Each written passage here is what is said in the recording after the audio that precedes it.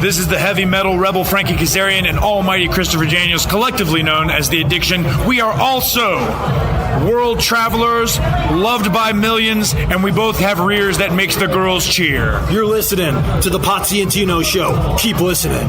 And you have permission to worship us. Now. It's the Potsy and Tino show. Talk the facts and let opinions blow.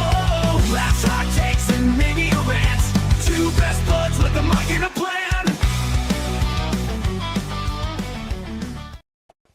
Ladies and gentlemen, boys and girls, children of all ages, the Pots and Pans Network brings you its tag team champions of the world. The Comb Master, Tino Gray, the badass Rob. Wow, that's got a lot of stuff in it. The Potsy and Tino show. Tino, this is the 421st episode of our show, and I couldn't be happier to be here at 7:00 tonight. And look, we got the first hey from not Raj or Rerun. We've got it from Mr. Helios tonight. Yeah, it was actually wasn't Raj or Rerun. It was Dwayne. It was Dwayne. They'll go, hey. Just checking your knowledge on what's happening. Yeah, so, Rob, I know about what's happening. I don't know what the fuck. So all right. As always, we get the show started with a little segment we like to call "What's Up with You." So, Tino, why don't you hit that? Damn, glasses were fucked up. So your beard's fucked up. Your glasses are fucked up. Are you wearing pants? Huh? Are you wearing pants? Wouldn't you like to know? No, I don't care. Just don't show me. Trying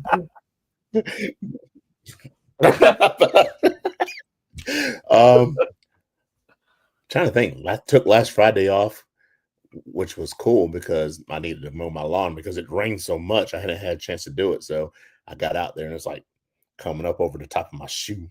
I had to go out there and mow it, and so we did that. Worked Saturday. What did we do? I mean, I was with you all day yesterday. And when we say all day, I got there at 1. I didn't leave till like 9. 9:30. 9:30. Yeah. 9:30. It was an 8.5 hour wrestling day. It was a work day. So I did. Getting back to work today, and I mean, just chilling. We got a show. The band's playing Woody's in Morrisville this Friday. Yeah, we start at 9:30. And then Labor Day weekend, dude. Got a 3-day weekend coming up. So, hey, that's about it. That's all. Matthew turned 16 tomorrow. So, of course, we'll go out to eat and all that stuff tomorrow and have birthday cake and chill. School started today for him and Nicole. So, they're both about to pass out. So I want to thank you for not making him hold up a little sign that says first day of whatever grade it was, because I'm about fucking tired of those damn things. He wouldn't. Well, of course he wouldn't. I mean, the kid won't even smile. Like, there was one picture. So I just saw the pictures, by the way. There was one picture where he had like his face was actually like not a scowl. It was a flat mouth. No kids smile these days. So I'm not even. At least he took the picture and let us put it on Facebook. You know what's going to be funny is going to be when he's like 30 and we're sitting there having drinks and we're all drinking a beer or whatever, and we're like, what were you thinking during this picture? And he's going to be like, I wasn't. He still won't smile when he's 30. I got relatives that don't smile in pictures. I think it's just a thing. They don't smile in pictures. It's not because they don't have it. I understand when it was black and white and you had to sit there for like 20 minutes for the thing to develop, because after a while you get tired of smiling, you know. It's a black thing you wouldn't understand. I do understand black. Apparently not. Just here bitching about it while he won't smile. It's not just black kids that do it. Oh yeah, it is. No, my nephew Andrew doesn't do it. Oh. Really? He's smiling in that. No, he's not smiling at that. No. So Drew. So I have two nephews named Andrew. One of them we call AJ. One of them we call Drew. Right? Neither one do we call Andrew, which I find hilarious because we went out to dinner on Friday night before my mom, my sister, my dad, and my brother-in-law all flew out to wine country. And my nephew Drew was there. And we were talking about how my resume actually has my name listed as Rob Pochak. And they're like, oh, that's horrible. You shouldn't have your resume listed with Rob Pochak. I'm like, I want to be called Rob. I don't want to be called Robert. Why would I sit there and put a name that I don't want to be called on my resume? And they're like, oh, put it in parentheses. And I'm like, no. Isn't that more professional though? I would think you want to put your, you know what I mean? I don't, like, you know what? At this point, it's not even like it get like they were like, oh, well, an HR rep is just going to pick that out. I was like, it's not even getting to HR reps at this point. It's just, but anyways, so we realized that my mom calls both of her grandkids Andrew, because she always calls everybody by their real first name. She doesn't sit there so I've always been Robert. She's always called me Robert in that situation, and him Andrew. So I just started laughing. I was like, Grandma just doesn't understand. We don't want to be called those names. Well, because I think it's the only thing. Because Matthew was named after Nicole's brother, so they never called him Matt. They called him Matthew. And Christopher, my brother-in-law, nobody will call him Chris, but she calls him Christopher, right? It's very rare that she'll say Chris, and we call Matthew. I don't think I've ever called him Matt. Well, I think that's because it established as that. Like he doesn't go by Matt to anybody, does he? No, everybody calls him Matthew. Yeah. Yeah. So that makes sense. But like me, I always wanted to be called Rob, and my mom was always, no, it's Robert, and it's like, no, it's not. Like I would legally change my name to Rob if that was the case.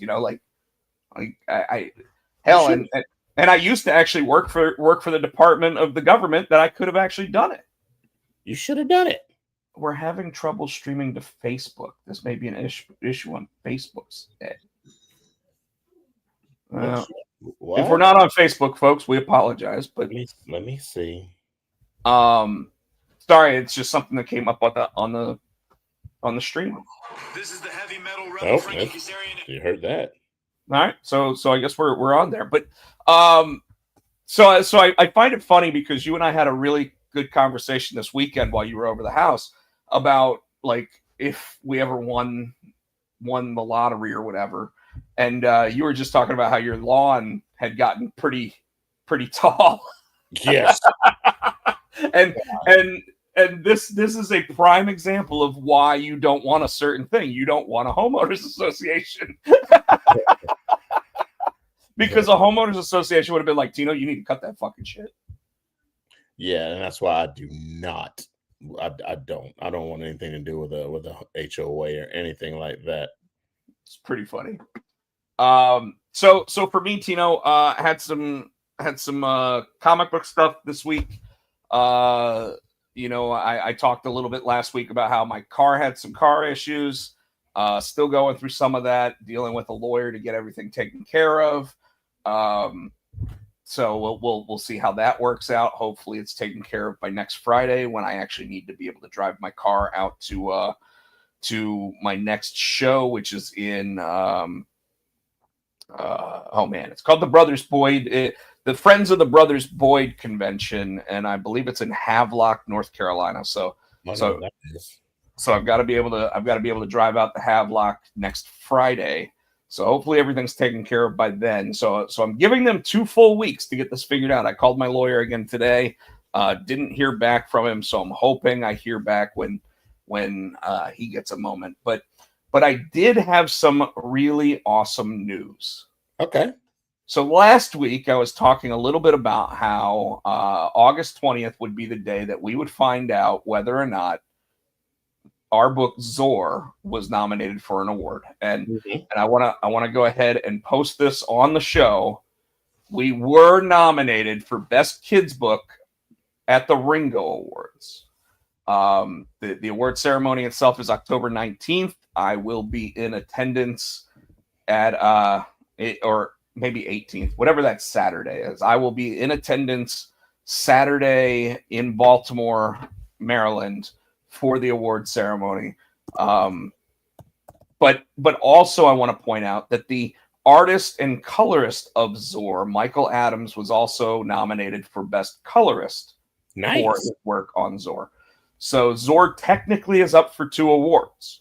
Now, granted, I'm really only up for 1, but Michael is up for 2. So I do make sure that I try to give him all the props in the world and try to make sure that he gets every opportunity to win this. And I joked with him because he was like,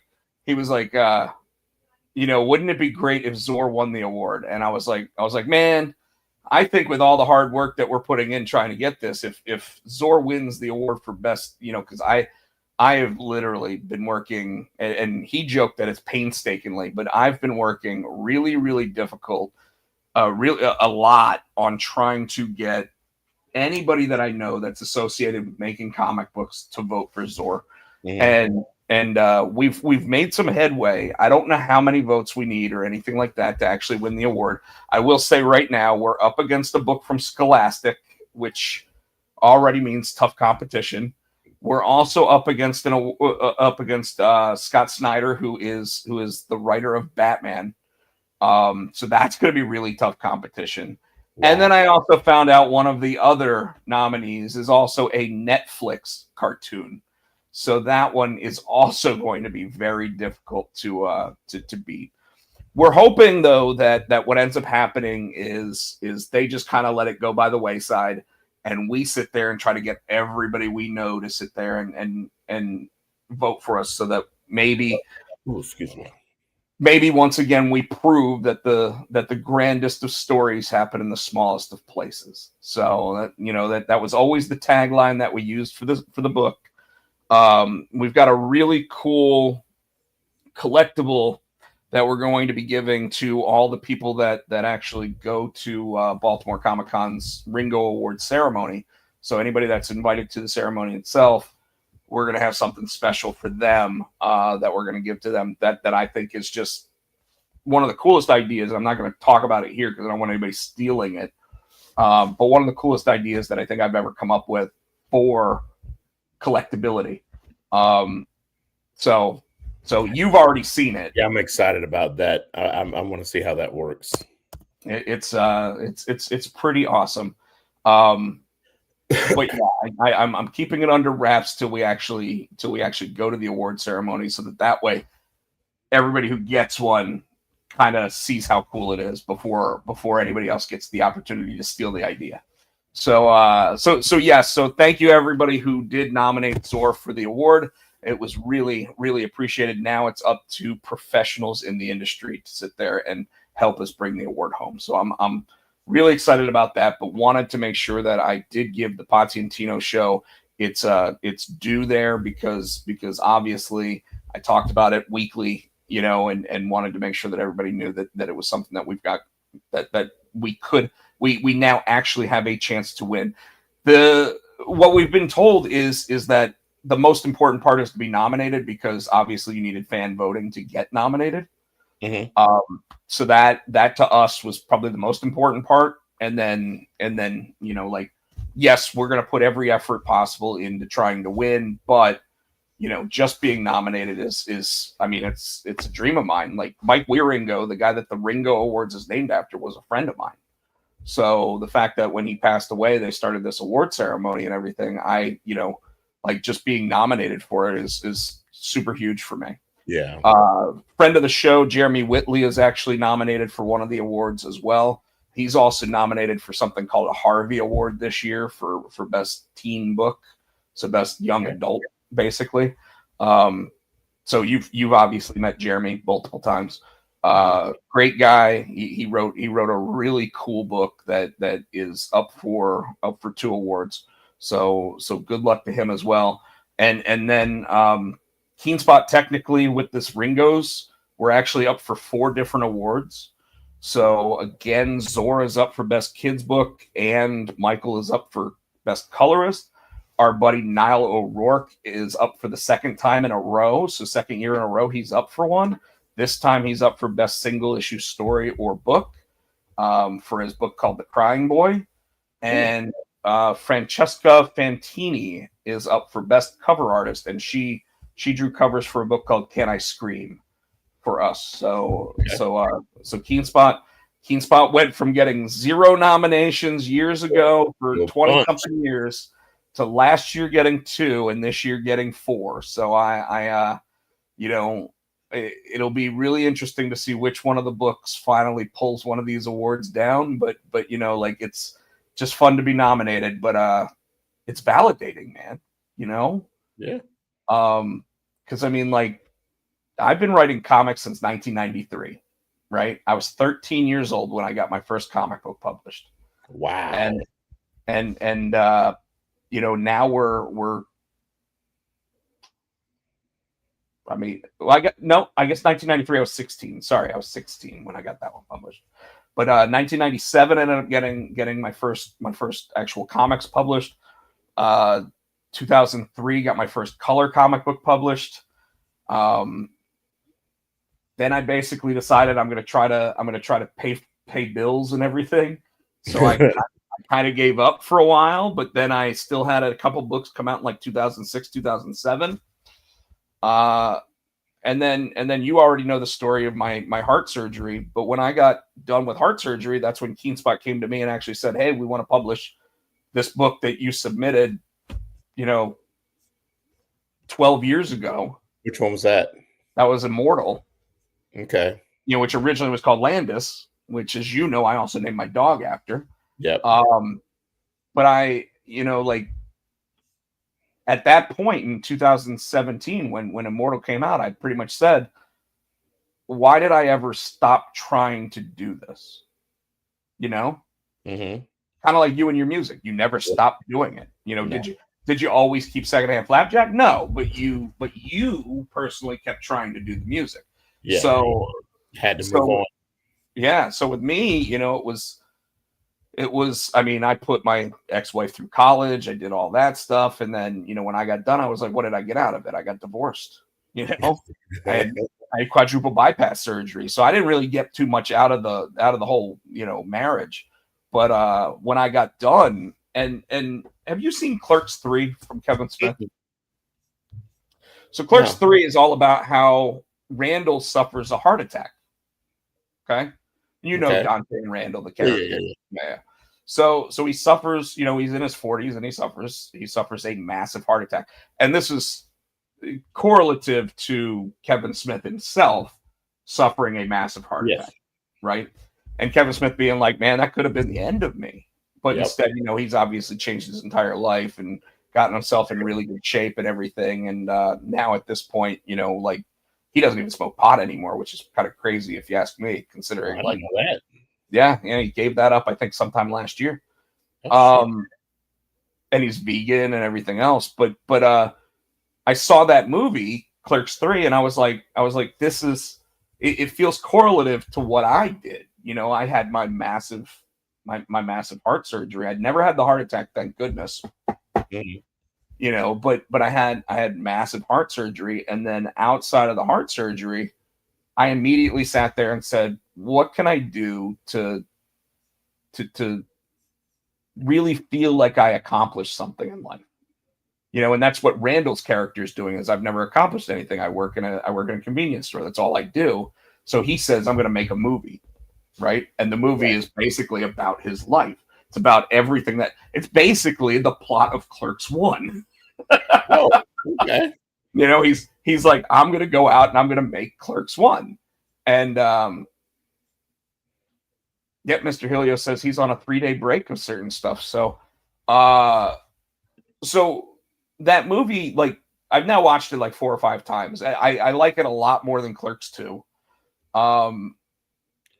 It's very sad, but it's also you also understand, like if you've ever been through something like that, where when you get out of that situation, you're like, I'm motivated now. After that, I've been motivated to make comic books. It's been 8 years now that I've been making comic books on the regular. Damn. Pretty crazy. Because how long was junior high horrors? We did junior high horrors for 5 years. Didn't even seem like that.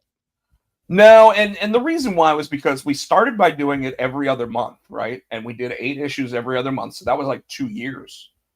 that we did that, and then we did about 3 books a year for the next 3 years. So yeah, there's like 17 of those books out there. God. And but I mean, like in the meantime, I wrote Mandalorian, I wrote Ex Liefelds, I wrote Dead Sonja, I rewrote Dead Sonja, I've written another mini series of Immortal, I've written Dreadmutt, I've written Died Hard, I've written so there is a lot of stuff out there at this point. I mean, my book Stonkered, that I've talked about on this show, I think I finally have an avenue to deliver it to people that is going to shock people at how I do it, because I think I might use the same method of what our gift is going to be at this show. Gotcha. So that way I can do it in such a cool and new way that I think it's revolutionary. But like I said, if I keep talking about it, I'm just going to give it away, and I can't do that. But that book, my book Terminal, heck, I'm remastering the entire first issue of Immortal Ultraviolent because of the method I'm using to create the second issue. It looks so different and so much better than the first issue that I kind of feel like I have to go back and match the first issue up with the second issue. Is it that way? Oh, okay. I remember you showing me. I'm like, I've shown you what it, and you can tell how different it looks, Yeah. and it just enhances the artwork so much more. So I'm but again, I didn't mean to take this long talking about this, but going back to the Clerks 3 thing, the nomination for the best kids book, especially for an award that I really care about, just I feel like it validates us. Michael, I don't know if Michael's been working in comics as long as I have, but I mean, at the same time, like, we know we're small time, right? But now we can say that we're award nominated creators. That's awesome.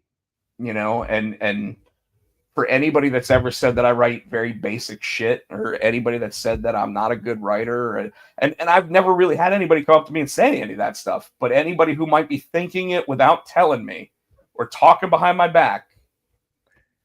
I find I have the last laugh on that a lot too, especially when I was playing out so much. People come, you play the same chords, because all songs are pretty much basic G, C, D, E minor chords, right? But then I've got all these people who were in bands and they were playing and they're making, more money than I was making, but they weren't making more money per show. They were, but my amount of shows I was making more money. You just play basic, yeah, but I'm playing more than you. I'm out more than you are. You guys are out like once a month. I'm every week, 4 or 5 times a week. Yeah, I always joke that when it comes to writing comic books that I don't want to get to the point where I'm doing 5 or 6 different books a month. Now, granted, I would if it's all I'm doing and I'm getting paid for it, like on the regular. But I noticed that when comic book writers, and this isn't really an offense thing, but I have noticed that when all of a sudden you have a writer whose name's on X-Men, Batman, Avengers, Iron Man, and the quality goes down. Now with music, I'm going to say that the quantity of shows doesn't necessarily mean less quality of shows, right? But with writing, I get to improve what I'm doing, which is why people are booking. Absolutely. But with writing, it almost feels like if you have to put out this much material, at some point it's going to take a dip in quality, right? And I'm not knocking anybody for it. If I had a steady paycheck on a monthly basis from comic books, I'd be doing it too.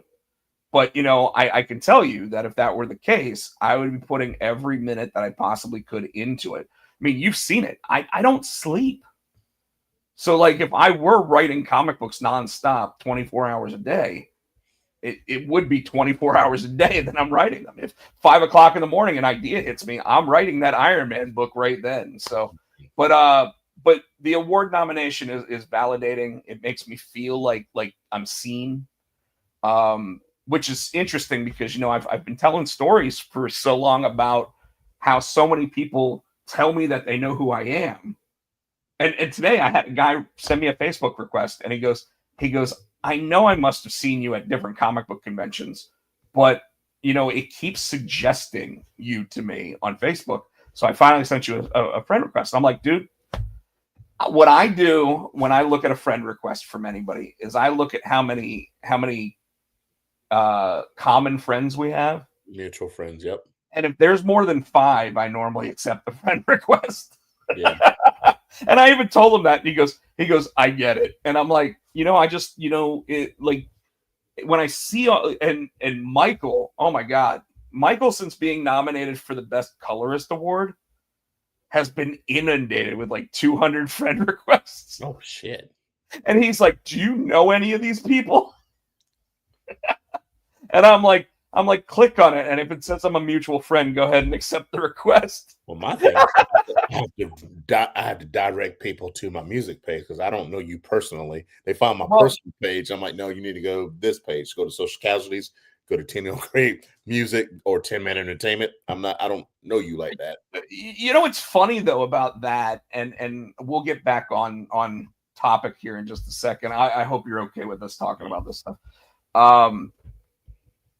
The funny thing about that is that my main page pays me for how many interactions and everything I get. So I don't care if people send me friend requests. You can send me friend requests all day. I'll accept all of them that don't look like they're fake.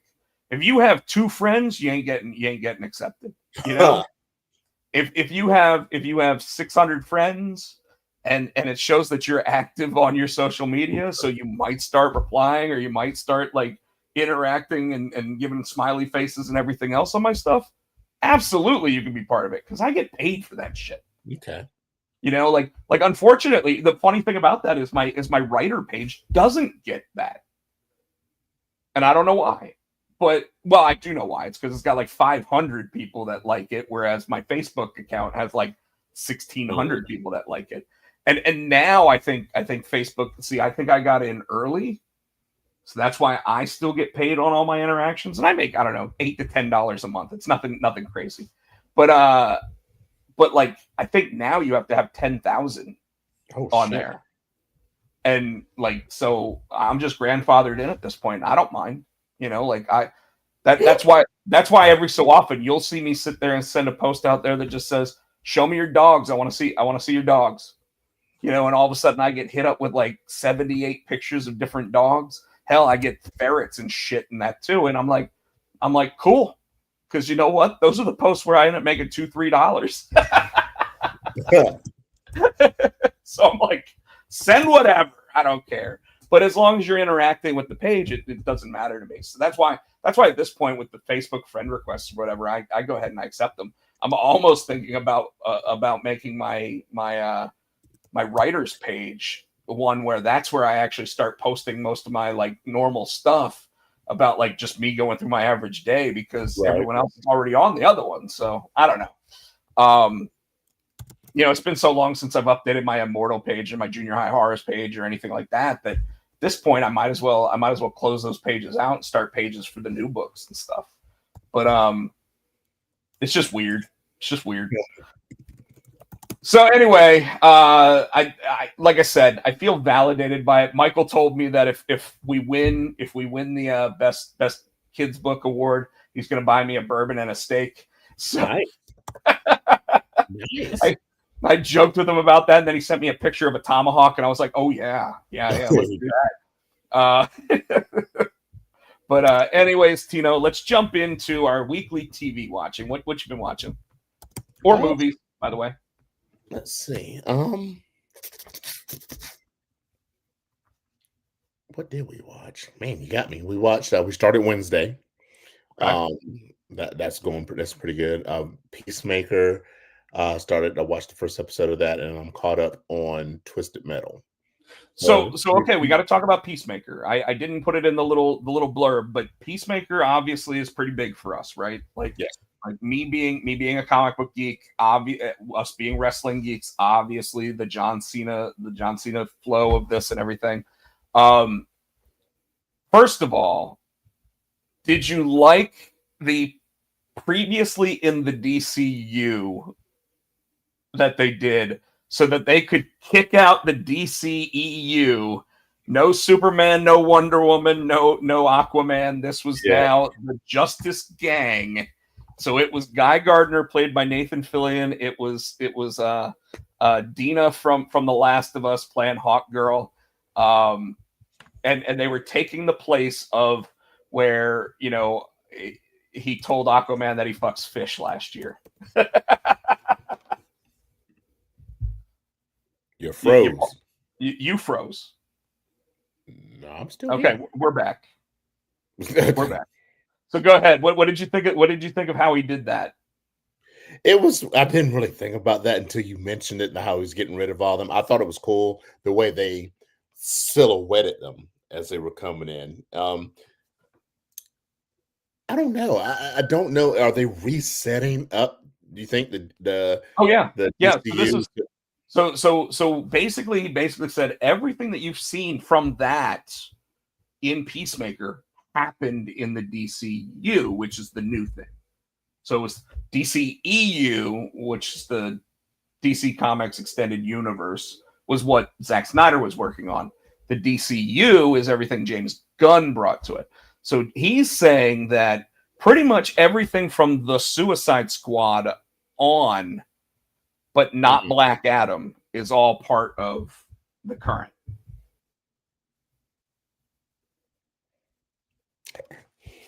Okay. But he had to figure out a way, because obviously he was like, we're not starting new.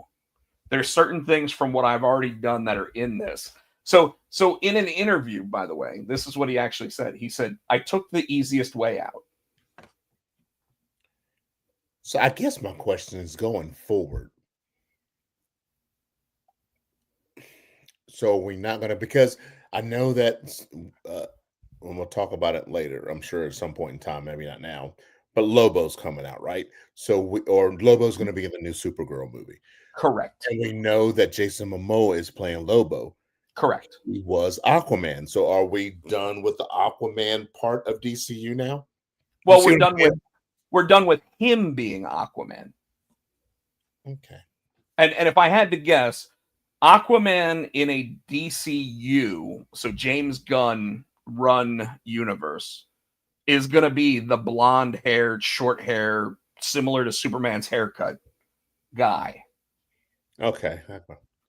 And Momoa's already filmed his Lobo scenes.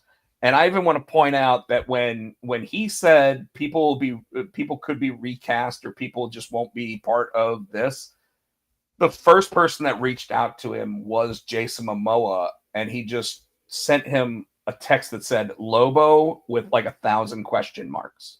Because he looks like Lobo. and James Gunn sat there and said, we're gonna talk. You know? So of course, Jason Momoa, I think, was also the first person that said, yes, got the role. You know, like, you can see what we about Stephen Arnell could be Aquaman. What do you think about that? Stephen Amell? Stephen I Amell. wouldn't have him be Aquaman. I wouldn't be against Stephen Amell playing Oliver Queen. But unfortunately, I think that when you look at any of those guys, even Grant Gustin, Flash. Correct, the Flash. I just don't see them being movie stars. Grant Gustin said he would do it. Oh, well, they both would absolutely do it. Are you kidding? You give me movie money? Yeah, I'm gonna be there. Who's fucking stupid to say no? Hell, Ethan Peck from Strange New Worlds this week came out and said if they were to actually do after Strange New Worlds ends, so the Star Trek Strange New World show, if that ends and they jump into Star Trek Year One, which would be Captain Kirk's first year on the Enterprise, even Ethan Peck said, I will do it as long as they'll have me do Spock. And I mean, he's like, why would I ever turn down something so noble and so awesome? And you know, like, I love that. But Peacemaker, I think it started off with a bang. I thoroughly enjoyed that first episode. It looked like it was going to start pretty slow. Yeah. And then it had one of those, what the fuck just happened moments. The house party. That's all I'm going to say. I was surprised. Like, what am I watching? And you know, the sad part, so it's funny. Like, so me and Matthew, he's like, I don't want to watch it with my dad. I want to watch it, And he felt uncomfortable, didn't he? No. This is before we saw it, right? He's like, no, I don't watch it. So we're in separate, like I'm in the living room, he's in the bedroom, and we're both watching it. And that scene came on. I'm like, it was just quiet. It was just quiet because he would come out like, "Dad, you see it?" Da, da, da, da. And that scene came on, and we were like, nobody said anything. Yeah,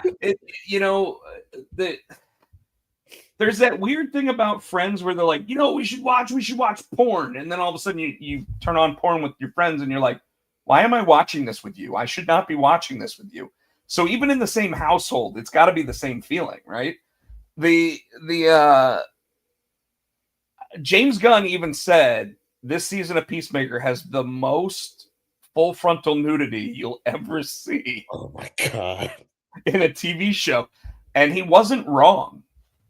And the only thing I can think there, besides obviously like how bad of a moment he's in his own life, right?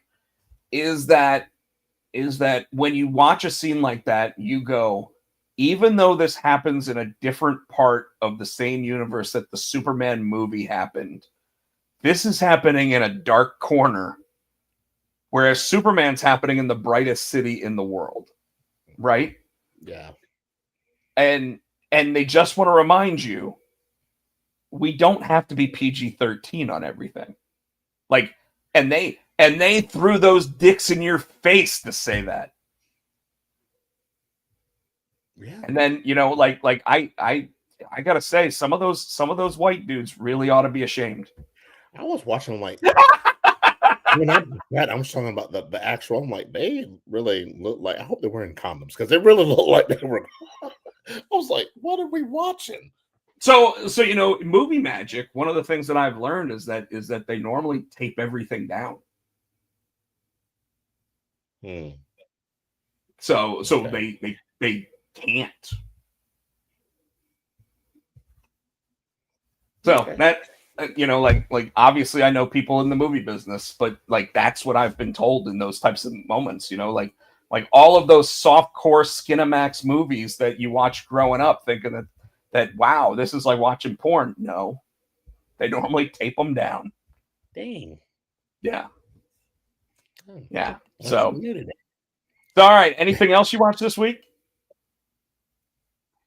Well, like I said, Twisted Metal. You're all caught up on that. I'm not at this point. I've fallen behind on Twisted Metal. I think I'm going to binge all of it at once. Okay. So I've been watching Dexter Resurrection, like I told you, as well as Star Trek Strange New Worlds. Both of those, Strange New Worlds comes out Thursday, Dexter comes out Friday, so it's great. Peacemaker obviously says that it comes out Thursday, but if you wait till Friday morning, that's when you actually get to watch it without worrying about it, because they show it at 9 p.m. I believe on HBO as well on Thursdays, so it doesn't actually launch until 9 p.m. Thursday. I want to watch Alien Earth, which I haven't watched yet because I need to add Hulu back to my subscription for Disney Plus, because right now I just have Disney Plus. I don't have ESPN or the other. And I'm probably going to wait until next month when the PLE actually hits to determine, do I just do the $30 one and get 12 months of all of it for $30, or what am I going to do? Anyways, did want to say that my nephew Drew messaged me and said that he's been watching the original Dexter series, and he was telling me that seasons 1 through 3 were really good.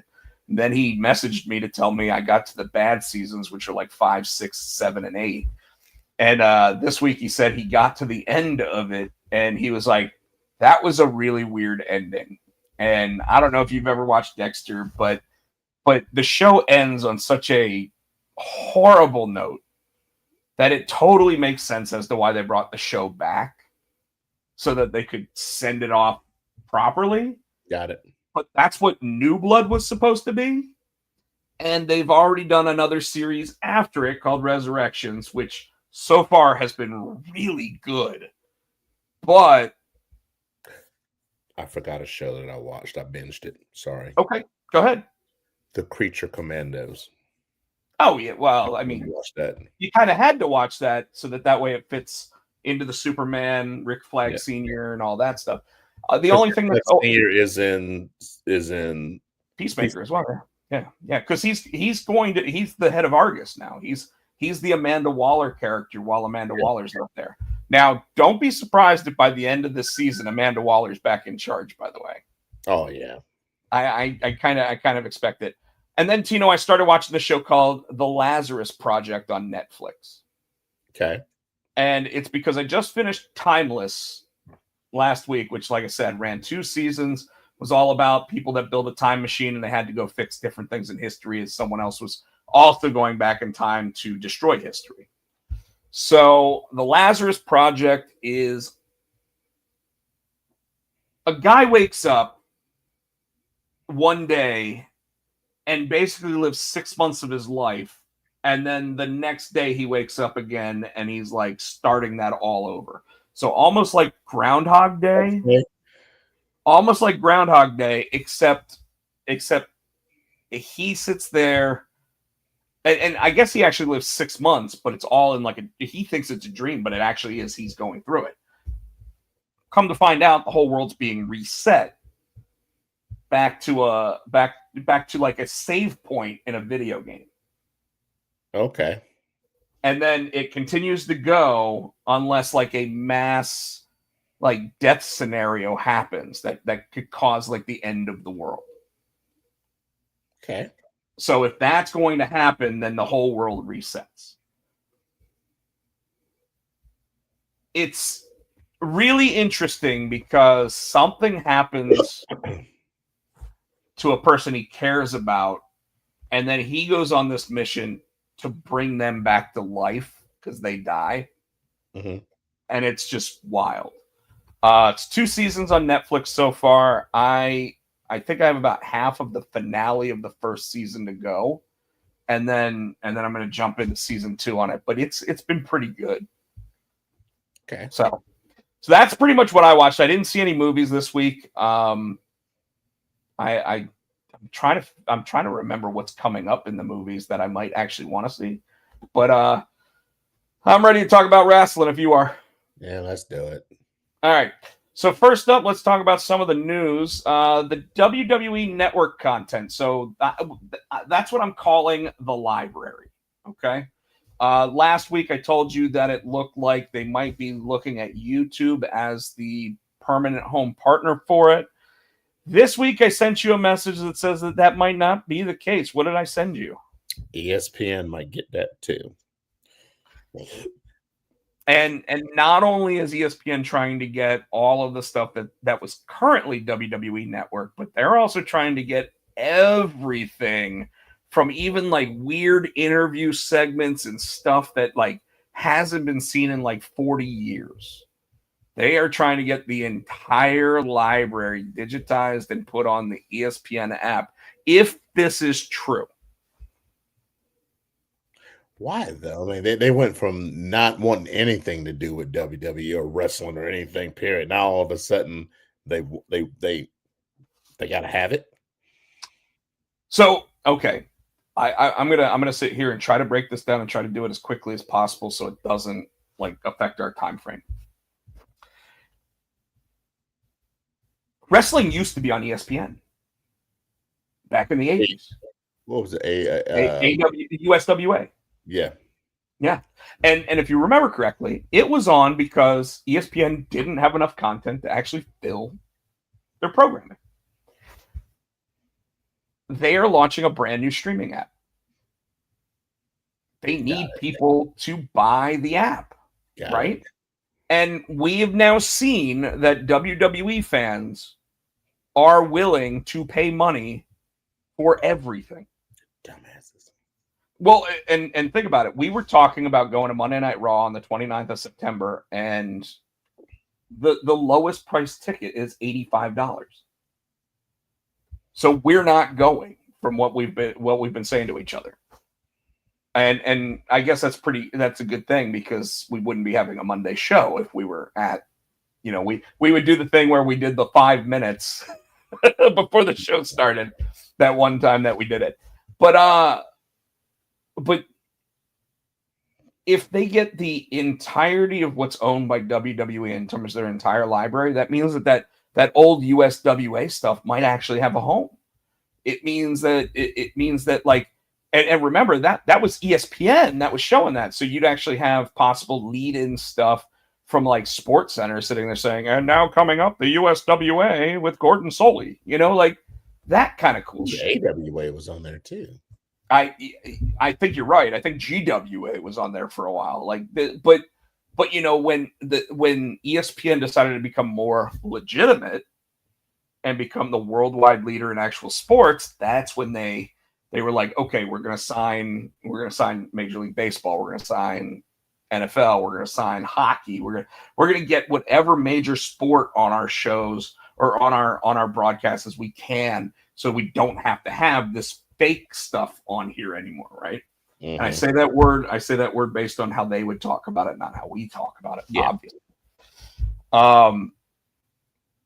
So ultimately, I think that it's something where now they're going, how do we get people to buy this network?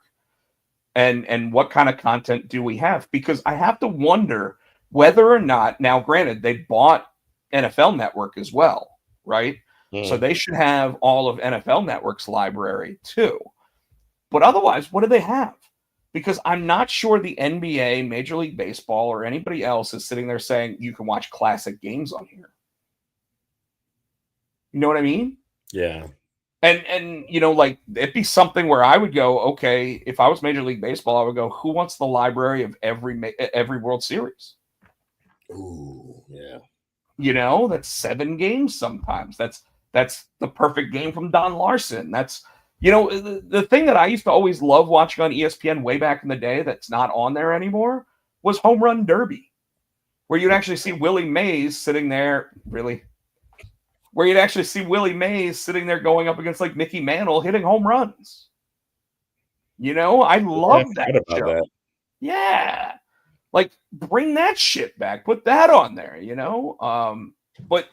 But yeah, so as of right now, the rumor is that when the Peacock contract runs out on that content, which right now is supposed to run through the end of the year, and maybe all the way up to February based on the contract that they originally signed, I would think that's on the table, I guess. I don't know.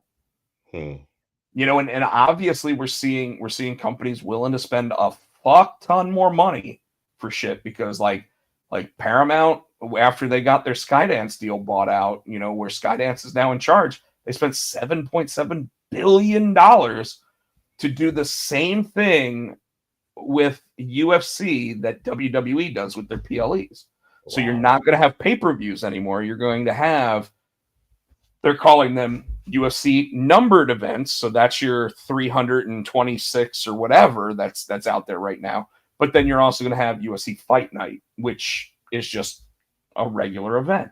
So you're going to have your PLEs on Paramount Plus, but they're not going to charge you extra for them anymore. Like $7.7 billion over 10 years, I think it is. Maybe it's 5 years. I don't even know. But it was astounding to me that it was so much money. Because I mean, like I can't think of anybody that was spending that kind of money, because they were still doing the pay-per-view model before that.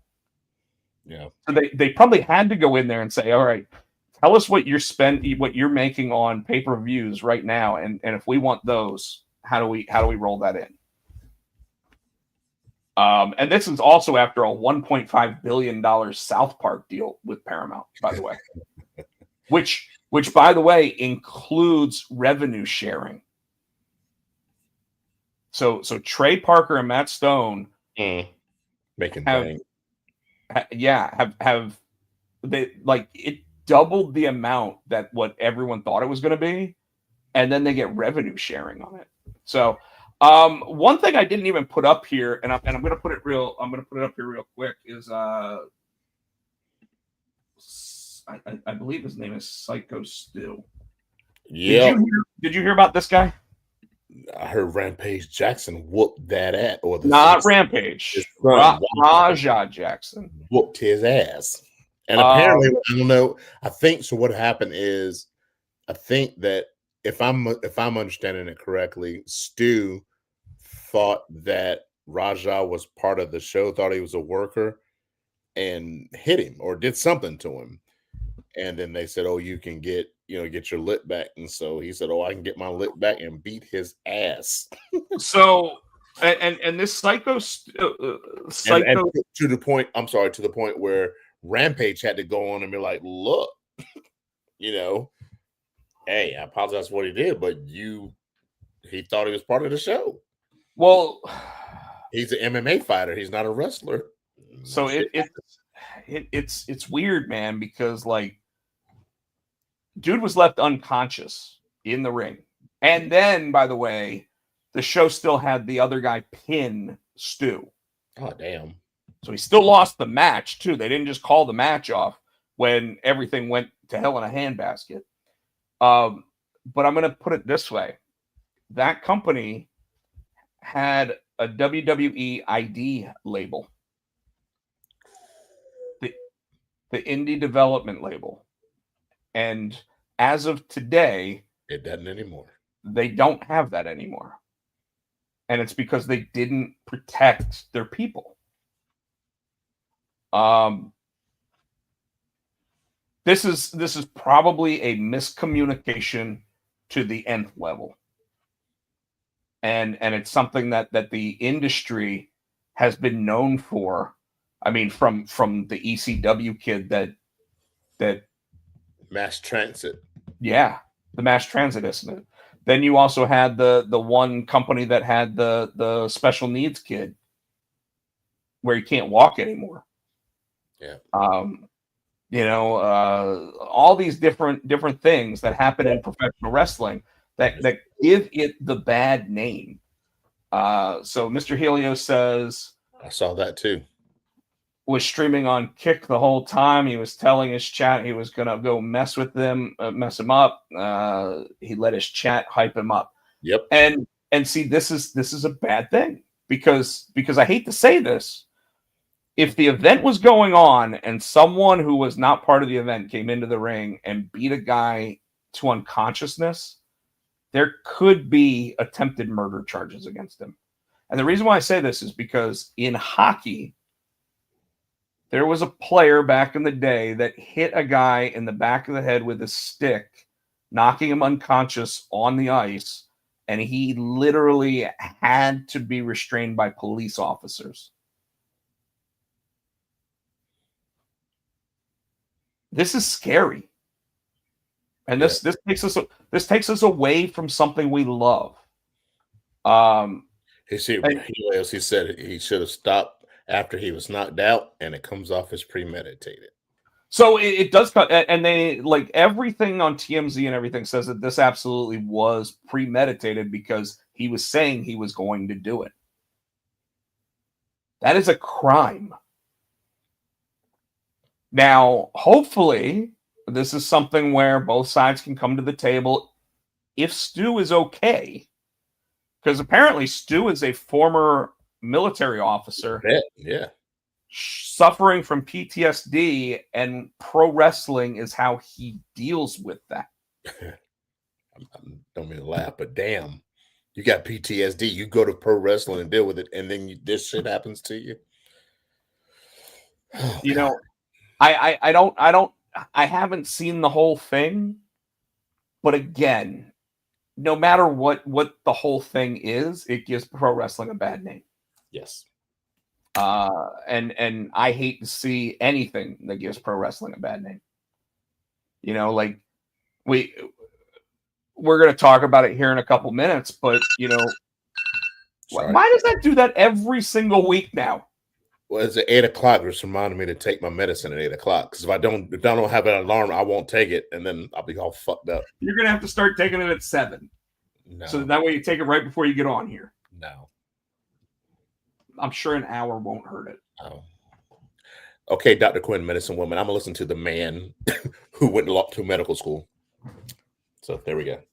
Anyways, at least put it on vibrate when you're on the show. The phone is on vibrate, but the alarm does that. It's not going to vibrate. I know my alarm actually still goes off too, even though my phone's completely on vibrate. I get it. I find it hilarious since you were the one that wanted to start doing the show at 7:00. Here on a decent hour. Yep. And even tonight, we don't even have to stay up for Monday Night Raw. We can go to bed right after the show. That's my plan. So all right, let's look at some of the other stuff that is now coming up on here. Saturday night's main event, no longer on NBC, but exclusive to Peacock. What are your feelings? Isn't it? It's still NBC because isn't it though? Peacock is still NBC. I see, but it's not coming on NBC network TV. I know what you mean, but took less than a year for them to drop it off of NBC. Now, do you think this is because they lost the PLEs? I think that they were like because it was announced after the loss of PLEs. I think this Peacock saying "fuck you," and now especially now if they're going to lose the library too. Yeah, this is pretty much a fuck you because they gave them a safe place to land. After the network went down, and now you just going. I mean, business wise, okay, you're going to make more money, but you got to think about it. You've been with Universal, which is NBC. Well, for how fucking long? So hold on. You got to remember that NBC Universal is now two different companies. It's NBC and then it's Versant, which was the Universal side of it. So Versant still has all the rights to SmackDown. But NBC, which was originally part of those rights, the Peacock side of it, now no longer has a reason to put you on NBC. Yeah.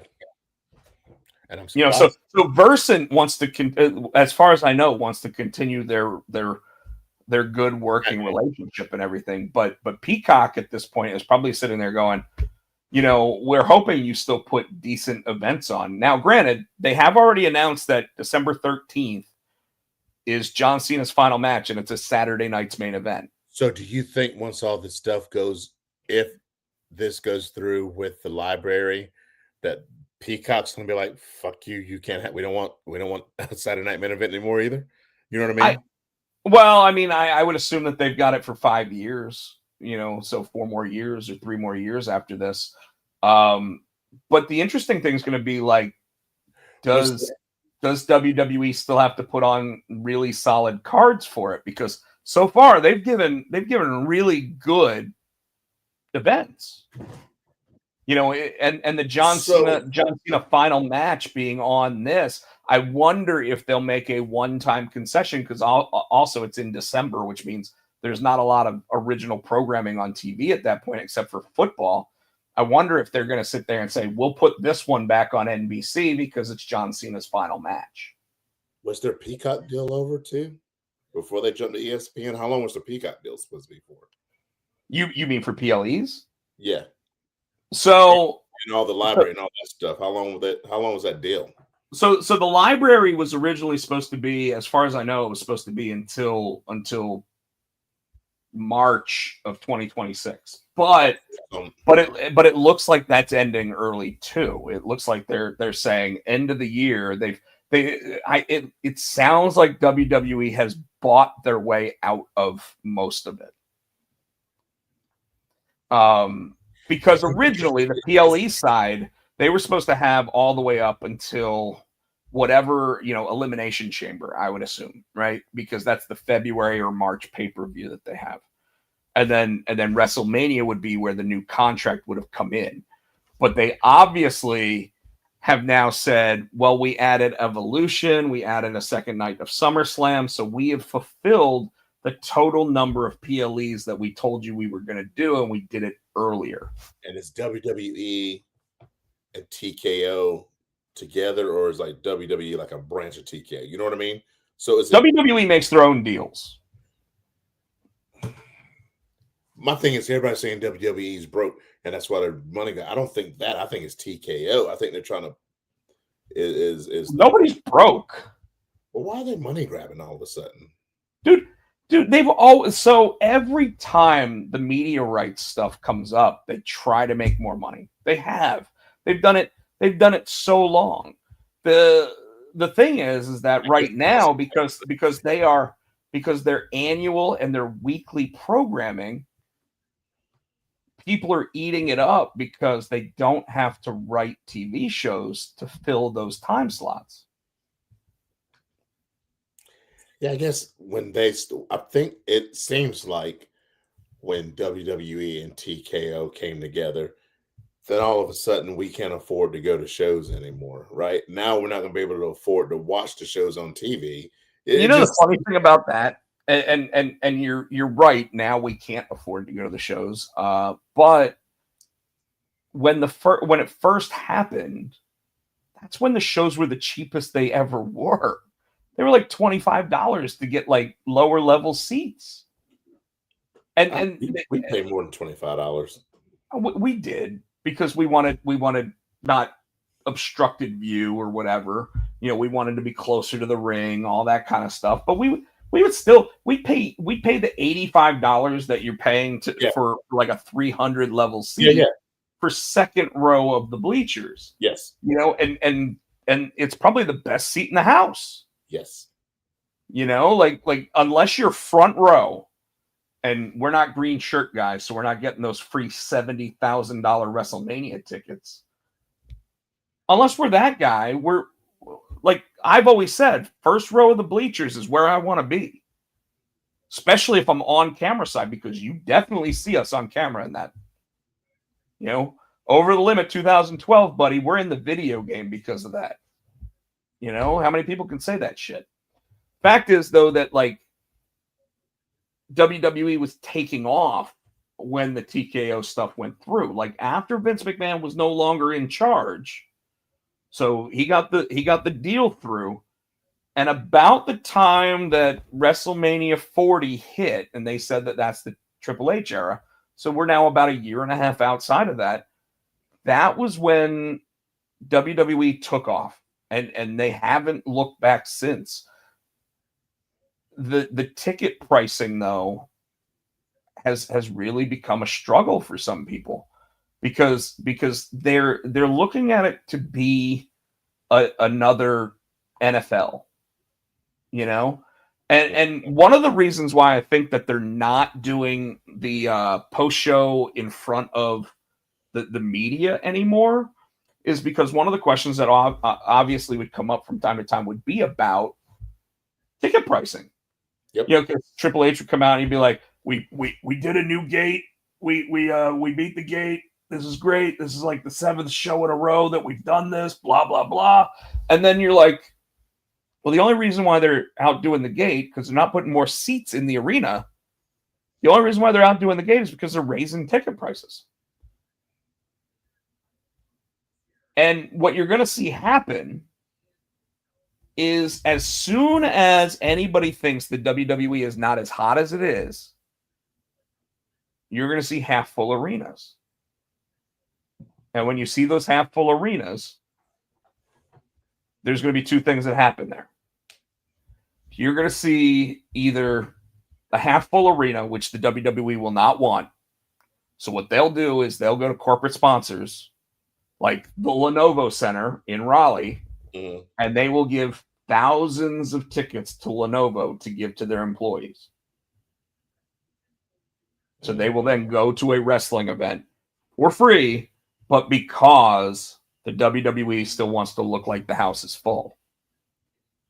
Because, I mean, remember how long it was that you could just walk up to the Lenovo Center and be able to get a ticket into a Monday Night Raw or a SmackDown, or, God forbid, one of those trashy house shows that they used to do here? Like, I still remember we got to see the night before Stone Cold Steve Austin walked out on the WWE. He was in a steel cage match against Ric Flair and Booker T. I forgot about that. And we went to that match because I kept yelling, "Give him the Stevie kick" to Stevie Richards, who was facing Brock Lesnar that night. That shows you how long ago that was. That was Brock Lesnar's second year in the industry? Mm. And it was the night before the King of the Ring started. And it was the night that Steve Austin said, I don't like this the way you're talking. I'm not going to be there. And then he just didn't show up. Yeah. You know, those tickets, we walked in, it was like $20. And we had lower level, and it was a house show. So, I mean, like, whatever. But I mean, like, we were sitting like 7th row. Mm. So, the unfortunate thing that's going to happen is the same thing that happens when, like, Carolina Hurricanes can't sell out a game against, like, the 31st, worst team in the league. They're going to, like, my brother-in-law, Andy, used to get tickets to all those games, and he'd get a stack of tickets like this. And it'd be like, just go give them to anybody, man. Fill the seats. Now granted, those would be 300 level seats or whatever. There's not a bad seat in the Lenovo Center. It's not like Yankee Stadium where they have these giant pillars that prevent you from being able to see for like an entire section. Right. Anyways, so that's where that is. Couple things with Hulk Hogan this week, man. We didn't talk about it last week, but Vince McMahon was on the TMZ documentary talking about Hulk Hogan. By the way, TMZ put this entire thing together that Fox actually broadcast, and it included Sylvester Stallone, Bill Goldberg, Vince McMahon, and quite a few other people that knew Hulk Hogan throughout their careers. So, I mean, they really got a bunch of people to sit there and talk about Hulk Hogan in a pretty interesting way. And when they talked to Vince McMahon came out and said he was very disappointed in the WWE for not inviting him to be there to stand on stage for the memorial for Hulk Hogan. Why would they? I mean, I could see his thought because him and Hulk Hogan work together, but he's got so much baggage and so much. Because I think, well, no, they don't think they really try to distance themselves from Hogan that much either. But I think they're trying to distance themselves from Vince, so that's probably why they didn't bring him out there. I think it would have been the one time that it probably would have been okay, and I probably wouldn't have shown him on camera. But I would have invited him to the event. Oh, he wanted to be on stage on camera. Oh, of course he did.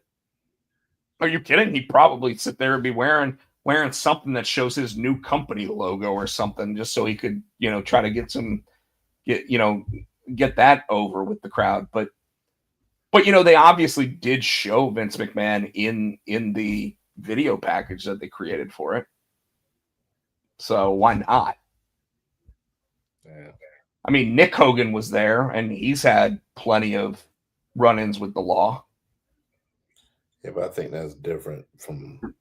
I agree. I agree. I mean, like Vince still has his ongoing. Although Hulk Hogan did pass away after Brock Lesnar showed back up, so you're gonna have Brock Lesnar, who is named in the allegations from the woman that is suing Vince McMahon. Is he though? They still hadn't said that he was. If he wasn't, oh, he's now visibly labeled and named. Yeah.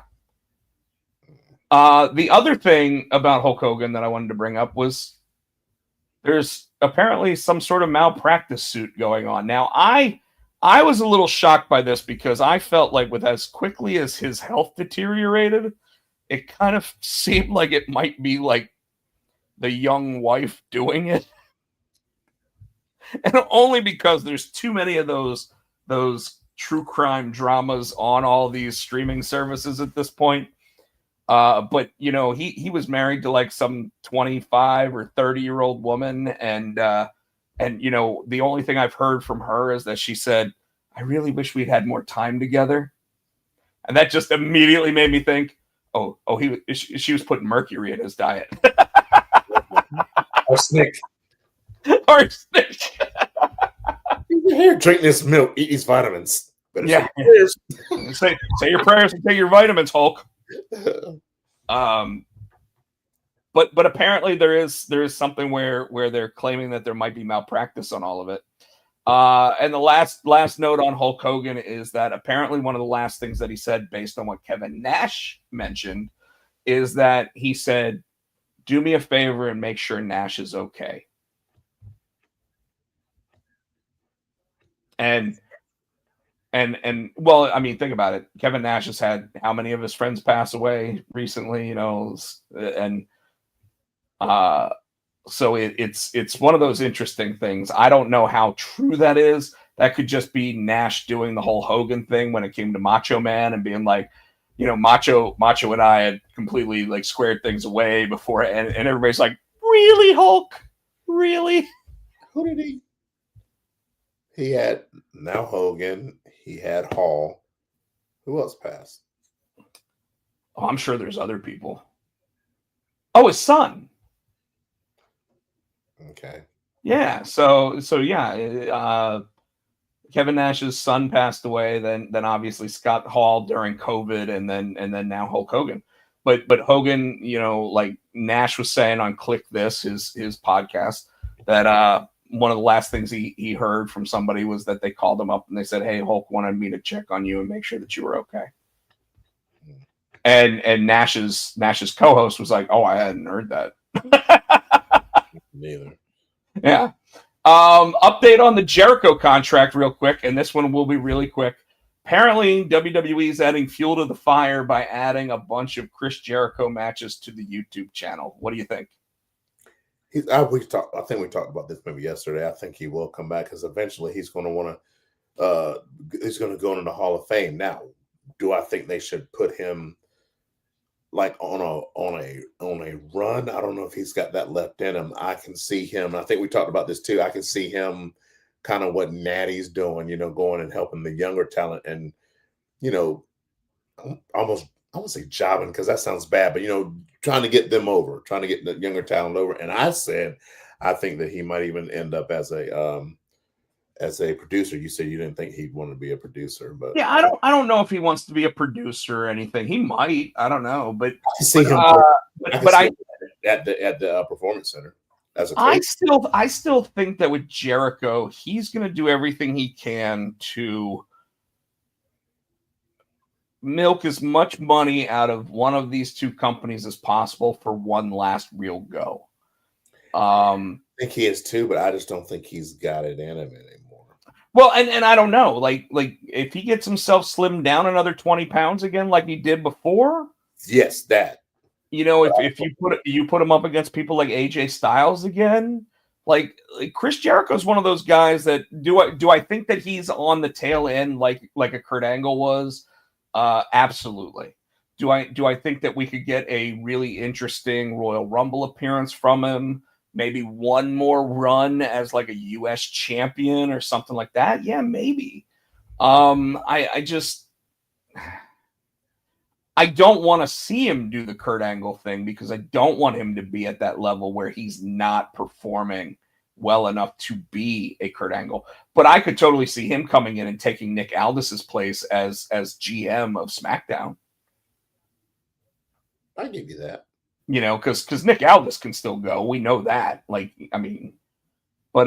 yeah. So I thought that was pretty interesting. But I do still think that no matter what, Chris Jericho's going with the highest bidder. So if Tony Khan sits there and says, "We'll give you another $3 million for another year," I think Jericho's going to be there. And now the question that's coming up is whether or not Jericho's contract truly is going to end on the 31st of December because he's taken so much time off. You know what I mean? Yeah. All right. I think this might be my last note before we actually get to the actual wrestling stuff. Karrion Kross and Scarlett showed up in GCW and helped Shotzi win one of their titles. And now they're also showing up in HOG. So the We Want Kross and We Have Kross t-shirts have now entered the market. Okay. I still think that long term they're going to be back with WWE. Probably. I'm glad to see that they're not in AEW because we saw Isla Dawn show up in AEW this week, and what happened, Tino? Oh, I told you. No, I saw you. You didn't see it. She got squashed. Well, it wasn't a squash match, but she got beat by Megan. I did see it. I saw it on the AEW Twitter or I'm sorry, Instagram, and it took about 4 minutes. So you're right. It was a squash without being a squash because obviously she got help to help her win the match. But Isla Dawn in her hometown in her home country of Scotland ended up getting beat by Megan Bain after signing her contract. So she signed a Mike Bailey contract. I was not happy to see that. All right. Let's try to run through some of this stuff. What do you want to talk about first? Do we want to talk about Raw or SmackDown? Did you watch Raw today?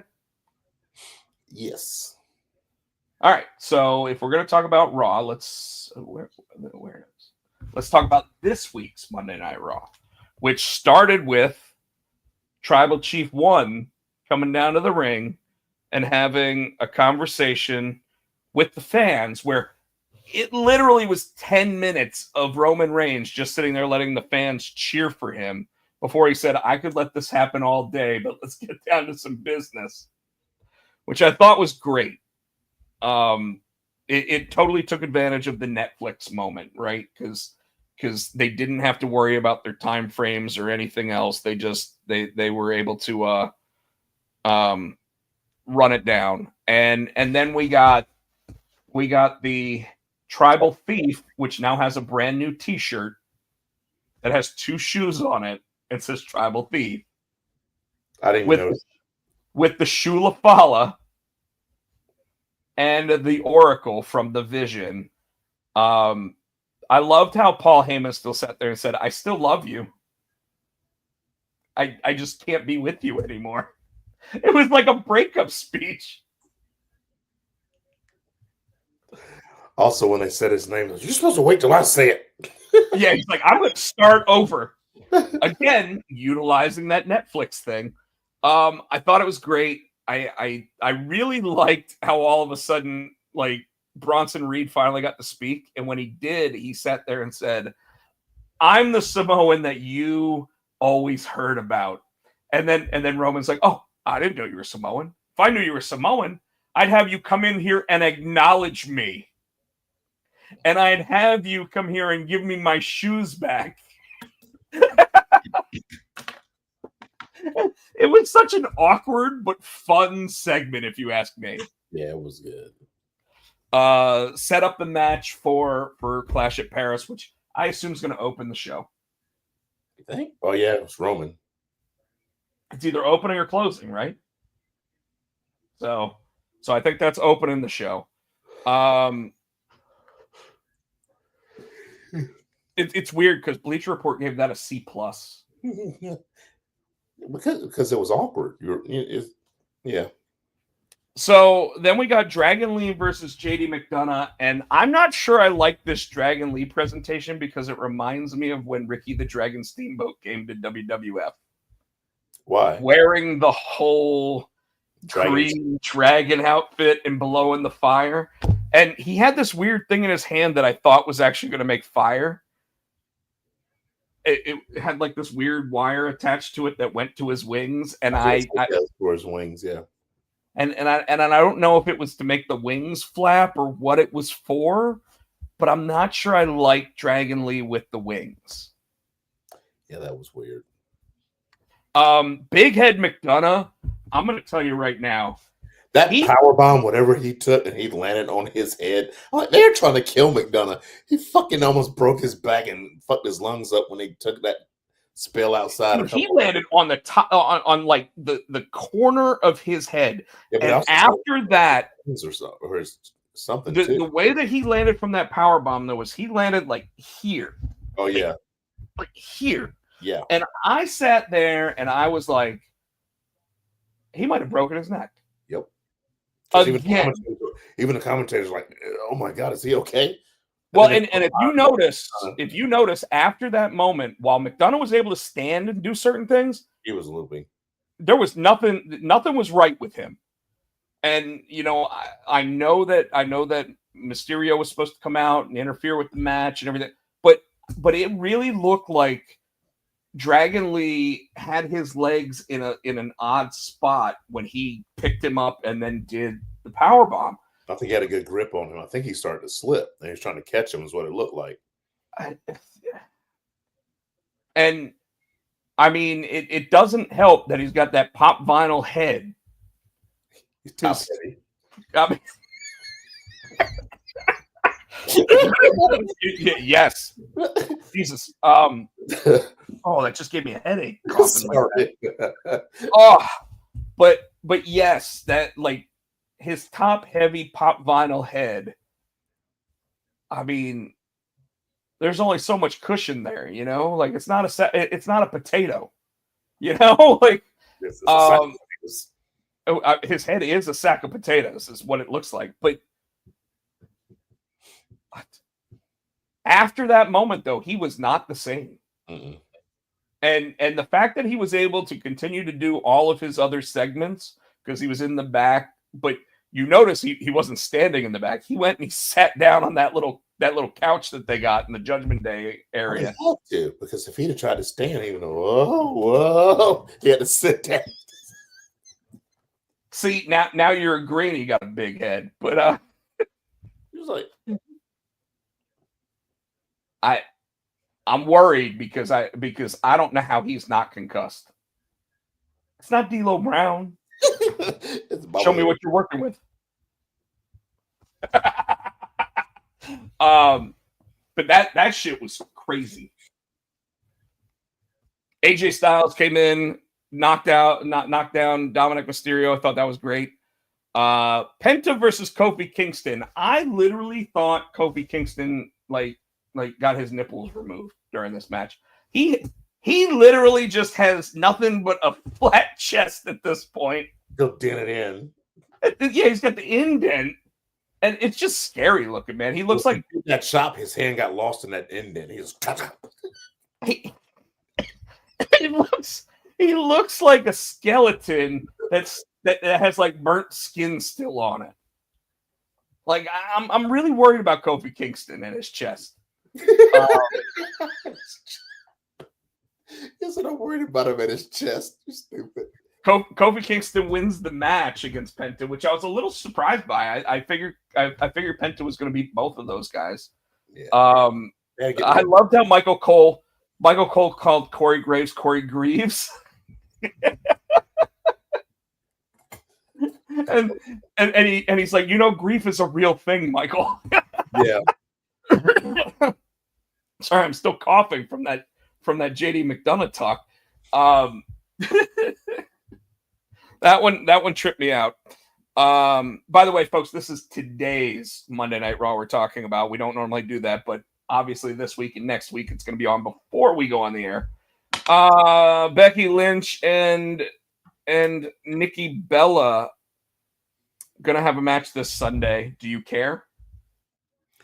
Becky's not going to lose that match. You know what? I think that there is a possibility that Becky loses so that she snaps. They've already done that with Bayley. That's what I'm saying. I think that crazy Bayley's going to come back and take the belt from Becky. Well, I'm wondering if it's going to be like a Three Faces of Becky, a Bayley thing, where she pulls a Foley and she suddenly has like a Cactus Bayley. I hope not. I mean, I don't want it to be called Cactus Bayley. I hope they don't go back and reuse that one. I like what they're doing with her. How she's got the hug me belly, and then she's got the ding dong. You know that she's got the angel and the devil both talking to her, which is just really weird. I like what they're doing. It's kind of like what they're doing with Montel on SmackDown. If you're watching his stuff on Insta, Montel or Montez? Montez. Montez Ford. Yeah, on Insta. So I do kind of, I do think that Nikki Bella has put in enough work to where winning the Intercontinental title is something that could happen. But do you think Becky's held it long enough? Remember we talked about that. We don't want her to take it off. But then it's Becky. She doesn't need a title. She doesn't need a title.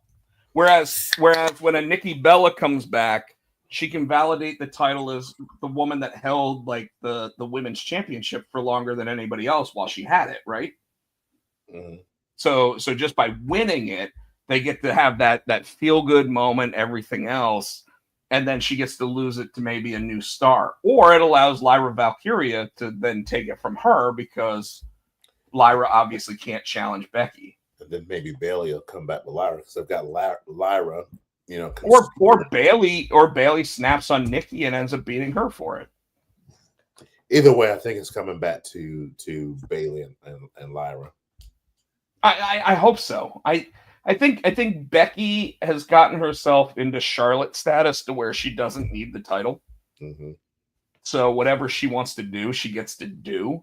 I just don't want to see Becky used like Seth, because Seth right now, it feels like they always go back to, oh, we're going to give Seth the title. Her hot husband?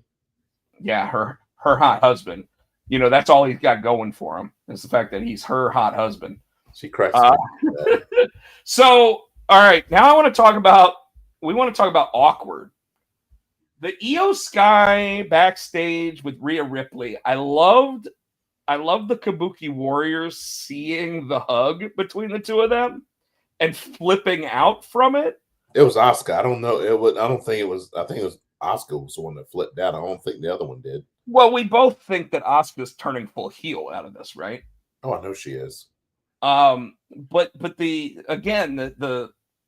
here's where it got awkward. The awkwardness was when Io saved Rhea, and then they had like that weird lesbian moment. Yes. Okay, so you noticed it too. I'm not just saying it. She said thank you. She said thank you for understanding. It's like, oh, and they were like close. I'm like, the hell is going on? Okay, yeah. It wasn't just me. Okay. So it wasn't just me either then. Okay. Because I literally was like, okay. I'm okay with them being friends. I'm okay with them helping each other out. But they're getting real close. So yeah. So this feels like a Vince McMahon written segment all of a sudden. Or even worse, an Eric Bischoff HLA moment. I don't think they'll go that far with it. I don't think so either, but you never know. Roxanne Perez got defeated by Rhea Ripley. There was some really good interaction between Rhea and Raquel. I don't really know if I like the fact that we're already past the whole like Raquel and Roxanne aren't working well together, because she was calling her Chiquita and everything at this point. So I mean, it's like she realizes she's the lower member of the group, but she's still in the group now. And then and you notice the way they were arguing, and I think was it Raquel saying Liv wouldn't want this or something like that. So she's coming back soon, I'm thinking. Yeah, but they're kicking Liv Morgan out of the group when she gets back. You think? She just doesn't fit at this point. She's gonna get a babyface pop when she shows up, so she's getting kicked out. We got Styles Heat versus Finn Balor. By the way, I believe this is only the second time these two have actually had a singles match against each other. Yes. It delivered. They both looked great. Styles clash. AJ Styles wins the match. He pinned him awkwardly, which I thought was a little bit odd. He hit the Styles clash, though. But it was weird the way he hit it after he pinned him. Well, it's the way he leaned in to do the pin was just different than how he'd done it in the past, right? Yeah. Like he normally would flip him up and hold him. And with Finn, it was almost like he was like, my back hurts. I'm just going to lean and just get the legs up. 1, 2, 3, match over. Finn Balor does the job. It's weird to me because weren't we just hearing 4 or 5 months ago that Finn Balor was in for a big babyface push? And yet he's still part of Judgment Day? I don't know what they're doing. I don't know if they are. So we're thinking that when Liv comes back, her and Dom will leave. But what if they stay and they kick Finn out? But you saying you think they're going to kick Liv out too. So I think if Liv goes, Dom's going with her. I could see Liv and Finn both getting kicked out at the same time. Although, as long as Finn and McDonough are a tag team, I don't see them leaving the group. Yeah, but I don't see them, and I don't see them breaking Dom up either. Dom and Liv.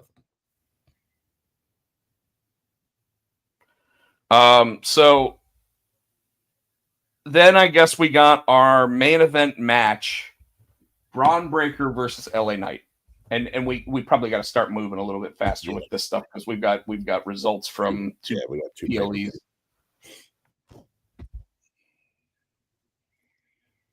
It's what I thought would happen. I mean, no, I was kind of pissed because you give Jey Uso the victory, but then you don't give LA Knight the victory. Like, is this really showing that Triple H is not a fan of LA Knight? Like, I think they're setting it up. I think they are going to push Knight because the interaction between Jay and Roman was so weird backstage. I think they're going to push off to them having a storyline. I think LA Knight's still going to be in the main event I mean, you almost at the end of Monday Night Raw tonight could have said that Jey Uso was turning heel. I mean, the way that he just super kicked CM Punk out of nowhere. Well, I think he was like, is there a man for himself? So he was like, hey, I agree with you. I totally agree that that's exactly what they meant by it. And that's why he still did the yeet at the end. Also, by the way, when he was backstage with Roman and he goes, yeet. And then Roman like walks away and he grits his teeth while he goes, yeet. That was pretty funny. I don't think that this helped anybody except for Seth going into Sunday. And the weird thing about it is that normally the heel would have gotten beat down here, which would have made you know that Seth is winning on Sunday. Here, all three baby faces beat each other down. But I still think Seth's walking out with the title. Yeah. All right, let's move on. Anything from SmackDown you really wanted to talk about? The only thing I wanted to mention was that Cody Rhodes still hasn't shown back up. Yeah. Nothing really on SmackDown now. Right. So, okay. Let's talk about... Well, we'll talk about Forbidden Door since it actually happened before NXT. And by the way, I hate to say it, I feel like NXT was a better show. Yeah, but I still, like I said last night, though, I still give Forbidden Door B-, because I think it was. I don't care about. I don't care about. You would think that the WWE one was a better show. That's not fair. That's not fair. You like it too?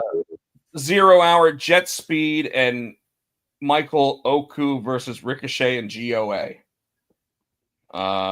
Ricochet, Leona, and Khan ended up beating Speedball, Knight, and Oku by pinfall. Not surprising.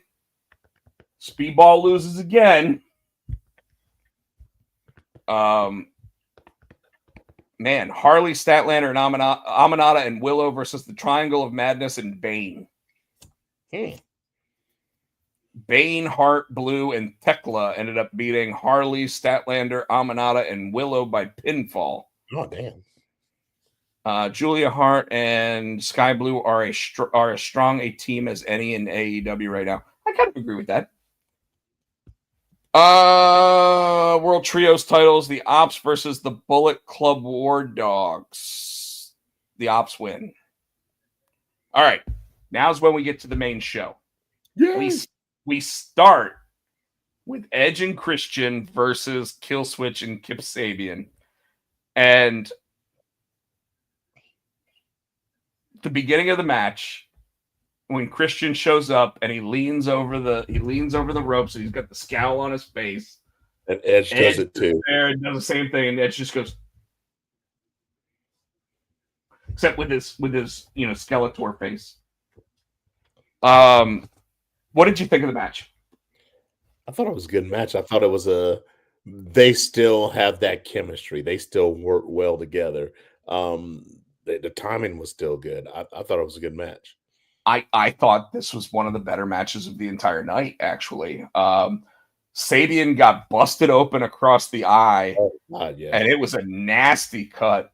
And we actually think that Killswitch is the one that did it with the damn horn sticking off of his damn mask. Then there was the weird moment where Sabian got picked up on Killswitch's shoulders, and Edge did the Doomsday device. Yeah, I don't understand what happened. Killswitch ended up still going after Christian Cage. They weren't happy with each other. Match ends with Copeland and Christian beating Sabian and Killswitch. The star of the match was Mama Wayne. Why? I mean, you tell me, Tino. You kept saying it the entire time you were sitting it on my couch. Had nothing to do with it. Had nothing to do with the match. We were just admiring the view. You were admiring it so much. When Tino got over to my house at 1:00 yesterday, folks, he was in rare fucking form. He kept going, titties, titties. He literally sounded like Jerry the King Lawler if he wasn't. I mean, if he was saying puppies, he was saying titties. Like it was pretty wild. Fun match. I really enjoyed it. I thought that you're absolutely right. They're the way that they worked together was just awesome. Kyle Fletcher versus Takahashi. You and I were both on our phones during this match. By the way, folks, this is the first time in a long time that Tino and I actually paid for a pay-per-view. Yeah. We're gonna have to try to get like a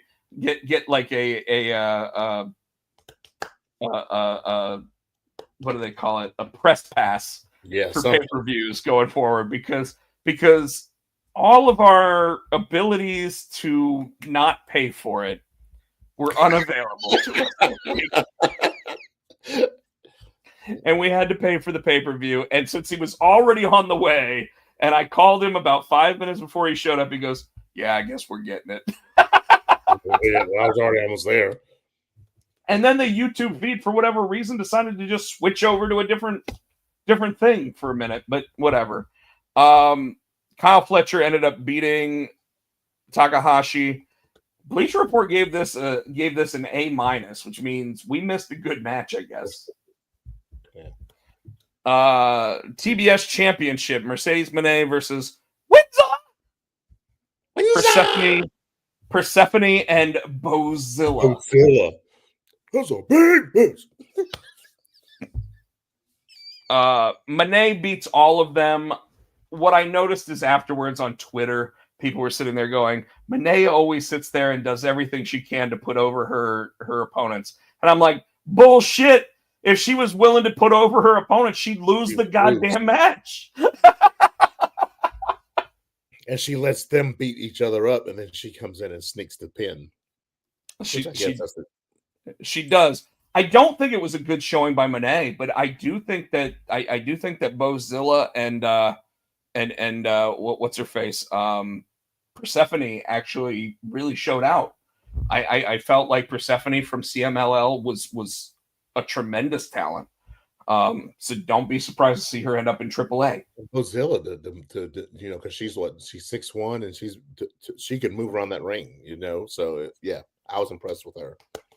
All right, then we got Nigel McGuinness versus Zack Sabre Jr. for the IWGP World Heavyweight title. So we got the New Japan World title on the line against Nigel McGuinness, who ever since coming back when he showed up and actually appeared in one of those battle royals, and he's had a couple matches since, Nigel's been good.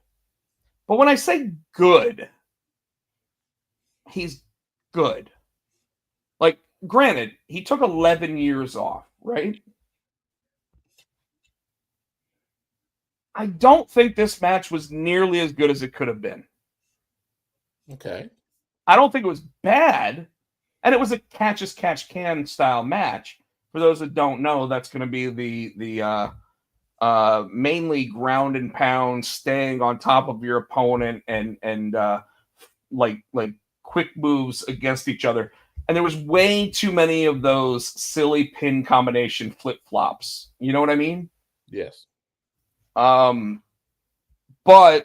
it was, and Bleacher Report gave this match an A. What would you give that match? I would have said a B. Yeah, B. I mean, because if I remember correctly, didn't Zack Sabre Jr. just win it with like a roll up? Yeah. So I was a little disappointed by that, and especially knowing that we had Bryan Danielson on commentary talking about how Zack Sabre Jr. really is like a catch as catch can master, and Nigel McGuinness, he even had to sit there and go, you know my personal feelings about Nigel, but I'm going to give him his flowers here. Yep. And he's sitting there talking him up throughout the entire match, and I was like, it was a solid, grounded match. But you know what it reminded me of was when the two Hardys faced each other at WrestleMania, and everybody was a little let down by it. Because they weren't the high flyer Hardys that you were expecting, and they weren't doing any of the crazy stuff. And I'm not sure Nigel can even do that stuff. But you know, a cross body off the top rope, sure, come on, give me a little bit more. Okay, I guess I'll give you that. You know, and you know what? I'm probably giving this a little bit of heat when it should be noted that I think the entire match took place inside the ring. I don't think they ever left the ring for the match, which should be applauded because that doesn't happen enough. And you get aggravated when they do, or if they have a run-in. But, well, no, run-ins, there's way too many of, and you know that I feel that way about that. But I'm actually taking back what I said a little bit and saying, because the match stayed inside the ring and didn't have any of that rigmarole, I actually am applauding the match for that. Okay. I'm still giving it a B. World Tag Team Championships, Hurt Syndicate, FTR, Bro, Tino. People. Your new People. Yeah. We hurt people.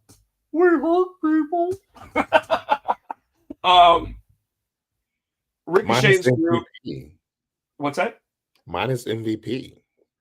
Yes, MVP was not in England for whatever reason. They were at the O2, by the way. 18,992 people. Mm-hmm.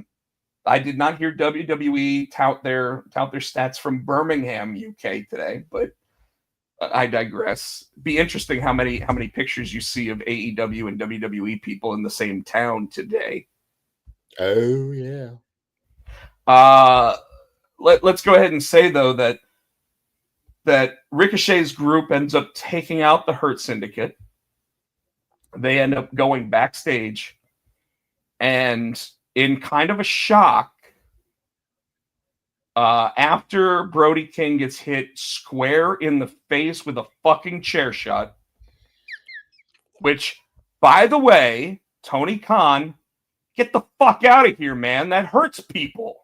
Like, it puts people out for their career. Yeah, the Hurt Business didn't do it. The Hurt Syndicate should have done it because they hurt people.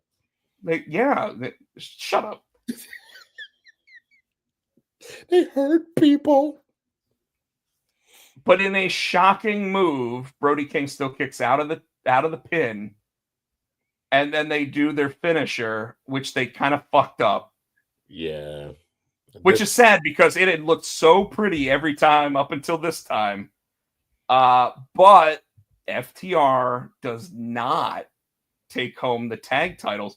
And I bet this was a last-minute decision because of how over Brodito was getting. I remember my theory is, Aleister Black's back in WWE. Buddy Murphy's hurt. I mean, and they Brody King is hot, like you said. I was almost wondering whether or not the Buddy Matthews was going to show up, or Buddy Matthews, right? Buddy Matthews, Buddy Murphy, yeah. But like, I was almost expecting him to show up and be one of the people under like a cloaked, whatever. They just call him Buddy Ripley. I'm surprised they don't. Yeah, right.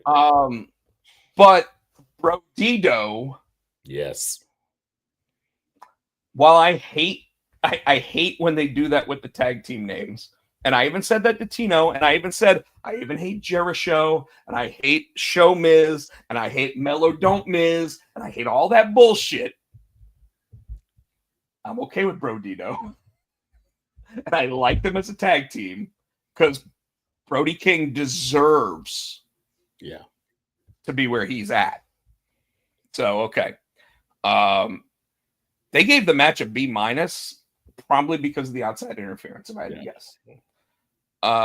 Unified Championship, Okada versus Swerve. I was so pissed off at this damn match. Why couldn't they give it to Swerve? Why? I don't know. I don't see the reasoning. They gave the match an A-, by the way. The match was amazing. It was good. It's just not. It just wasn't the outcome that I wanted. I think that's what pissed me off. I think it's okay for Swerve to lose this after he beat the Young Cucks to take away their EVP ship. What was weird, though, to me was the aftermath. What happened? Oh, when Nana came out when Fat Wardlow came out.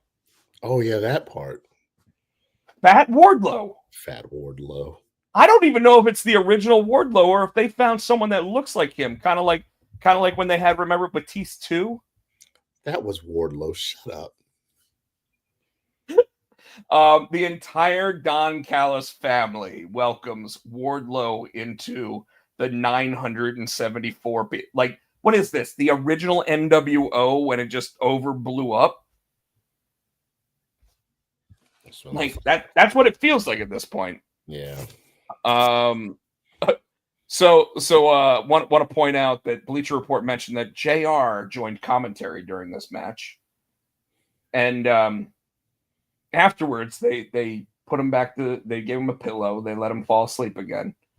Timeless Toni Storm versus Athena. Tino did not like the attire of Timeless Toni Storm for this match.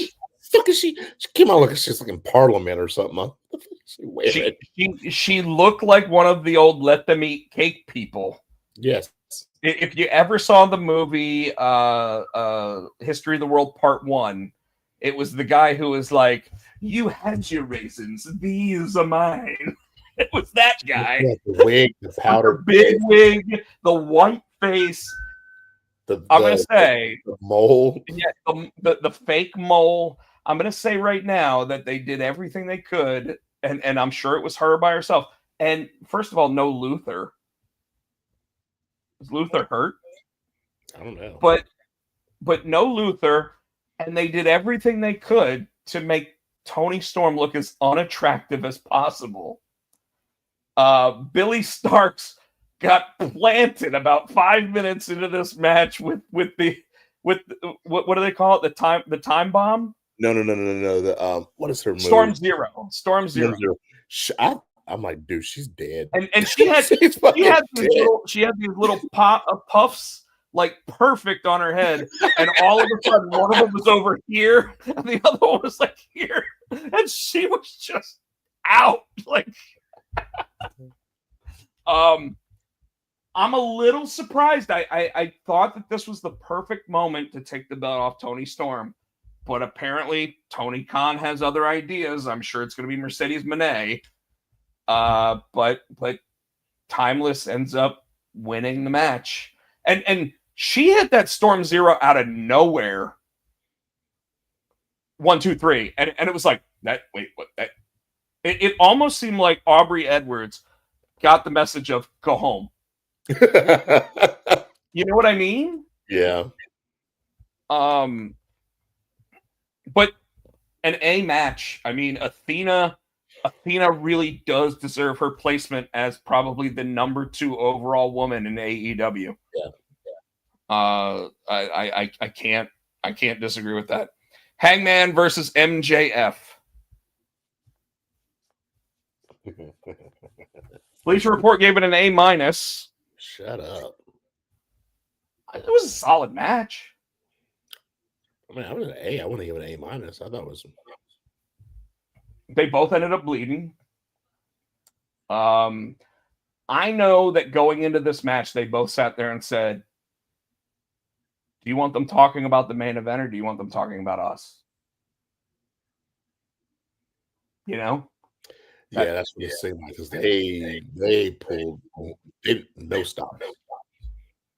The only thing I didn't like was when Hangman or when MJF kept pulling out the ring. Mm. You know, and he's like, hit me with it, and he's like, and he wanted to, and then the referee got involved, which by the way enhances the story. I get it; it was good. I didn't like that they kept going back to the ring, and I guess that when you contemplate the story of Hangman and MJF, the ring is significant because the two of them fought for the ring the very first time. And MJF has held it the entire time since. So I guess I'm okay with it. It's long-term storytelling. It really tells where these two guys are in their AEW careers. I was a little shocked that MJF didn't get himself disqualified and then use his contract to win the title. I thought maybe that he would lose like he lost and then beat the shit out of him and then cash in this thing. I'm surprised he didn't do something like that either. Well, I thought that it was going to look like he was going to lose, so then he sits there and like does the referee disqualifies him and then he says, I'm cashing in, like almost immediately. 1, 2, 3 pins him, and you're like, oh wow. But now he's got another chance at it, and I guess that just allows Tony Khan to sit there and give them that Time next to breathe. Let's try with it. All right. I am really trying to get through this. The lights out steel cage match, Team Ospreay versus Death Riders and the Young Bucks. Young Bucks come out to Mbop. Loved it. Yeah, we got to give it a minute because yes, they absolutely did earn this one. But I still, for the life of me, don't know where they're going with the Young Bucks here. Are they trying to get them over as baby faces by embarrassing them constantly? I think they're just having fun with it right now.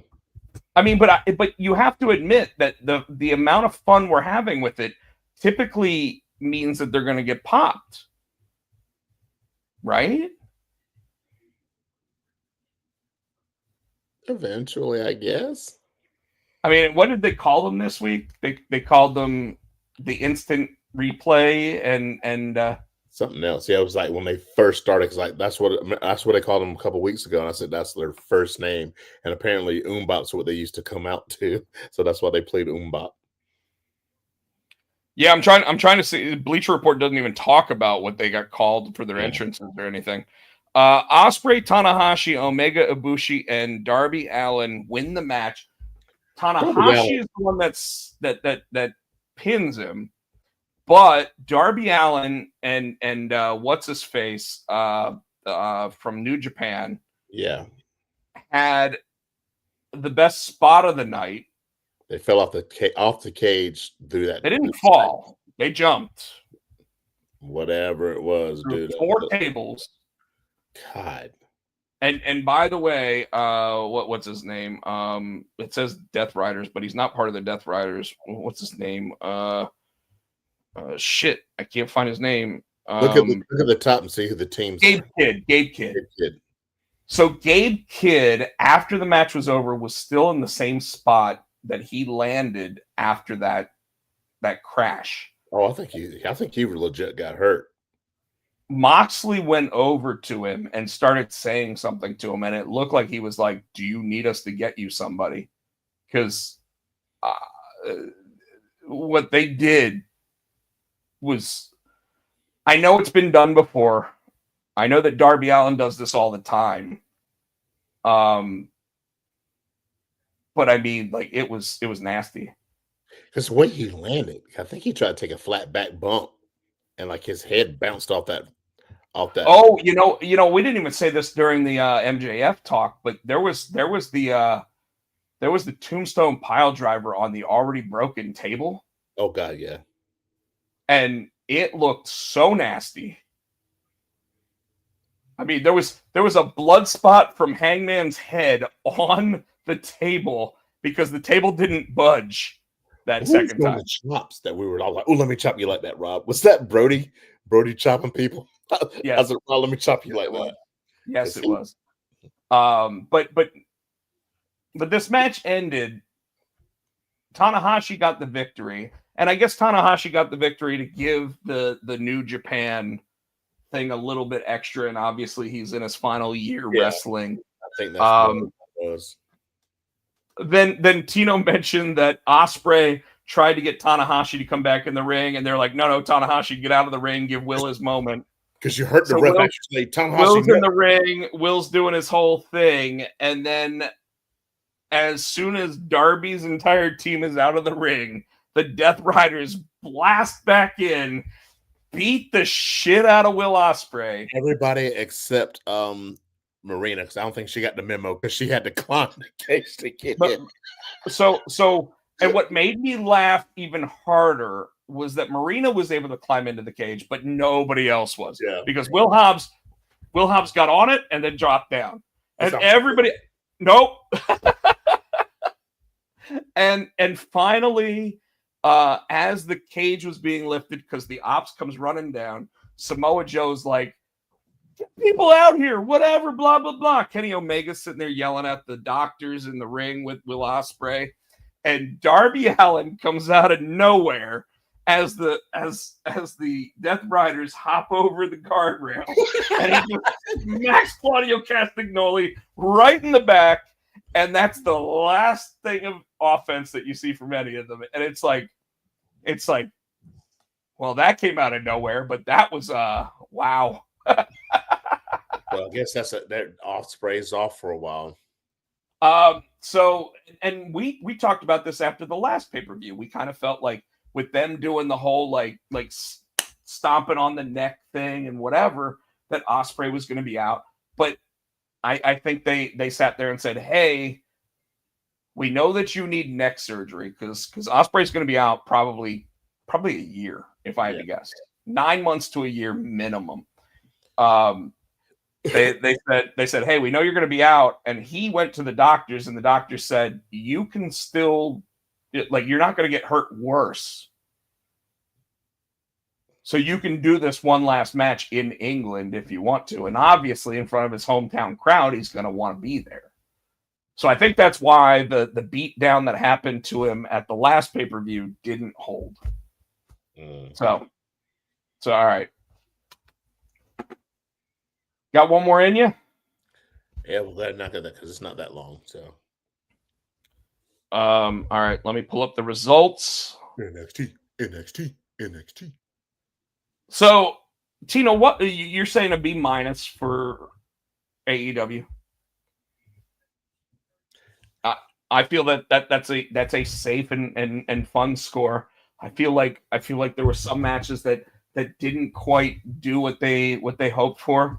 But overall, matches were good. I mean, you had that first match kicked it off. The Edge and Christian. I'm going to say Edge and Christian. Fuck them. That match was good. The women matches, the Tony Storm match was good. The Mercedes Moné match was good. You know, with the other participants that were in it. There were good matches on this show, right? I think the good matches outweighed the bad. Well, you know what I think. You know what I think sometimes signifies why you end up getting a lower grade is because you're booking matches that we already know the outcomes to. Oh, that's a given. They do that all the time now. You know, as good as MJF is, we were not giving MJF the possibility of winning this match. No. We were a little surprised by Swerve and Okada, but that is a new title, so I mean, it kind of makes sense why Okada holds on to it. You know, the tag team title match, we expected them to get the belts off of the Hurt Syndicate because they've kind of been difficult to work with backstage. You know, so like everything going into this kind of made sense, right? Yeah. So all right, Heatwave. Gonna be a heat wave. We had Jada Parker versus Kalani Jordan versus Lola Vice in a best butt of NXT match. Tell me I'm wrong. No. I was kind of disappointed that I was hoping it was Jada Parker's time. I'm surprised that it was. I didn't see Kalani winning. So this, by the way, this was for the #1 contendership of the women's title. It was surprising for me. I thought Jada Parker was going to win this. So I think that it makes sense with the backstage segment they did between Jada Parker and Jakara Jackson, or I'm sorry, Lash Legend, because they kind of set up a feud between the two of them at the same event. So I'm okay with it because of that, because it gives them both something to do and also allows them to both cement themselves a little bit more. I think Lash is almost guaranteed for the next level, whereas Jada Parker is probably going to win a match against Lash Legend to then get herself to championship level. Okay. Make sense? Lola Vice as well, by the way, has been really showing off when they've been putting her in places like the AAA matches that she's been in recently. Yes. Want to point out that Ava did announce that going forward, the WWE Speed Championships will be on NXT, which means Sol Ruca and El Grande Americano will be defending those titles on NXT. Yeah, because I guess it's off of X now. Why? I don't understand what happened there. Well, the deal probably ended and they didn't renew it. Hank and Tank versus Dark State. I figured it was Dark State's time. They've been pushing Dark State all over the place. I'm not mad at it. I think that Dark State is meant to be their next big faction that can sit there and scare everybody at any point in time. So yeah, I'm okay with it. The match was fine. I still think either I haven't decided which one. It probably won't be Trix. I think Trix couldn't call up. I wouldn't be surprised if Young OG ends up being part of Dark State at some point and winning that NXT title. I could see it. I could also see someone like Josh Briggs. You know, like they're pushing Josh Briggs now. Yeah. Or although like I told you, Josh Briggs backstage last night just looked like a fat version of Austin Theory. Or the other dude with the chain that was I can't think of his name. He just came up from LFG. That faced Oba Femi and pushed him to the limit. Oh yeah. Let's see, putting him with Dark State. I don't know if he's ready. Well, I don't know if he's ready to lead a Dark State. No, yeah, probably not. All right. TNA Knockouts Women's World Championship. JC Jane, Masha Slamovich, and Ash by Elegance. JC Jane's group gets kicked out of the ring, kicked out of the match. I was surprised that Ash by Elegance's group did not get kicked out of the match because they interfered as well, and the referee definitely saw it. But, you know, a little surprising, but very, very based on the amount of work that's been put on. The former Dana Brooke wins her first women's championship here, taking the belt off of JC Jane and putting it back in TNA. Ash by Elegance. What do you think? I was like I said, I was glad to see that because both their main titles, and we talked about this, both their TNA's main titles being on NXT just didn't sit right with me. I'm like, at least, and I said this to you, at least send over the North American Championship, something, give TNA something. So I'm Well, I glad. even said the tag team championships or whatever, but yeah. Yeah, so I'm glad Dana Brooke has been working her ass off as Ash by Elegance over in TNA, and they've got at least one of their main titles back in TNA. So I was there for it. All right. Blake Monroe versus Jordan Grace. You and I were split on this decision. I thought she was going to come back and beat her ass because she put her out, had her in the neck brace, and I was like, let her get her lick back. Blake Monroe cheats to win, but gets the victory. Yep.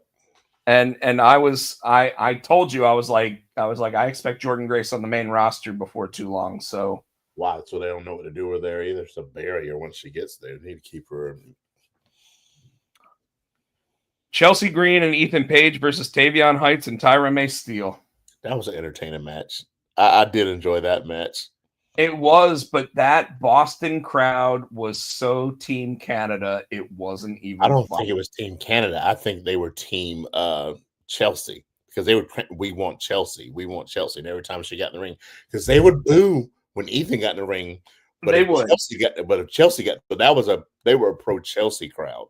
They would, and you're 100% right. But we're going to call them Team Canada because obviously they were both wearing the same gear. They were both representing. But then you have the other Team USA because they were wearing the same gear. They were Team USA, and that's where like it was a little bit weird to watching the Boston crowd sit there and cheer Canada. Obafemi versus Javon Evans. I was really, really surprised. I thought that the young OG was going to pull it off until he threw that bitch. Well, hold on. The ring into the. Well, hold on. The young OG did pull it off. The ref wasn't in the ring. The ref counted 3. The young OG, nobody ever rang the bell because the original referee was like, no, his foot was under the ropes. By the way, I've never understood the foot under the rope bullshit versus the foot on the ropes bullshit. I guess he was outside of the ring. I guess that's the safe zone. So do you think they could run it back? Do you think they're definitely. In fact, I would not be surprised if they run it back Tuesday. Well, no, because didn't Ricky Stark come out and he's next. Ava will probably sit there and say, Ricky, you got to wait your turn. Or they make whatever the next match is a 3-way, and that way Oba doesn't lose. Because you also noticed that last night they mentioned that Obafemi was undefeated, but Obafemi's not undefeated. I even showed you. He lost to Tony D'Angelo. I think they messed up. I don't think they're wanting. You said you think they're trying to make us forget. I don't think they're trying to make us forget. I think that was just a fuck up. I agree. I think Vic Joseph was like, I don't remember him losing, but he lost 2 matches to Tony D'Angelo because they ran it back for the North American Championship and Tony D still won. Mm-hmm. Now, granted, I think the second time was because of Stacks and everybody else, but regardless, after the young OG actually got the 1, 2, 3 in this moment, when Oba got up, he was pissed. Tino, I'm so glad they used the old school announce table. God. Because he threw Javon Evans about 15 feet in the air, went right, and the table exploded. And it was one of the best table spots I have seen in forever. And you even were like, holy shit! I was like, oh, he did. And this was after 7 hours of wrestling last night. I was like, why? And then he picked him up, put him in the ring, pinned him 1, 2, 3. Oh, I don't even. Yeah, he did. He hit his finisher on him. He picked him. Oh, yeah, after he that's put him right, on he the did. table. He picked him up. The fall from grace. That choke slam. He did. He was like, ain't gonna be nothing left of this kid. Why are we trying to kill poor And then Ricky Saints came out. Ricky Saints walked right over the young OG and got in the ring and said, "I'm next." And if there's an insult to injury, because Javon Evans, like I said, got a 3 count, and it's going to be a 3-way, and one of those other two is going to pin the other one. Yeah. Oba's not getting the pinfall to lose that title. That's true. So, all right, Tino, we got one more thing to do, and I know you don't want to. We do. We got to go through Clash at Paris predictions. Damn it, we were over 2 hours, dude. I know, dude. I know, and it's because of me at the beginning, and I'm sorry. I'm looking to see if I have the card. I don't think I do. Fuck. So hold on. I'm pulling it up.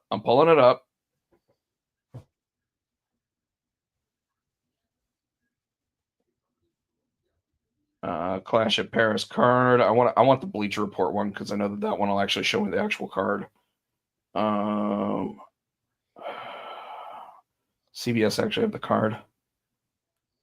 Yes, okay, they do. All right, I'm going to start from the bottom and work my way up. You ready? Okay. I went too far. I got through all the advertisements at the bottom. Damian Priest versus Aleister Black. Priest. I'm going to go with Aleister. Okay. Women's Intercontinental title, Becky Lynch versus Nikki Bella. I said... You said Becky.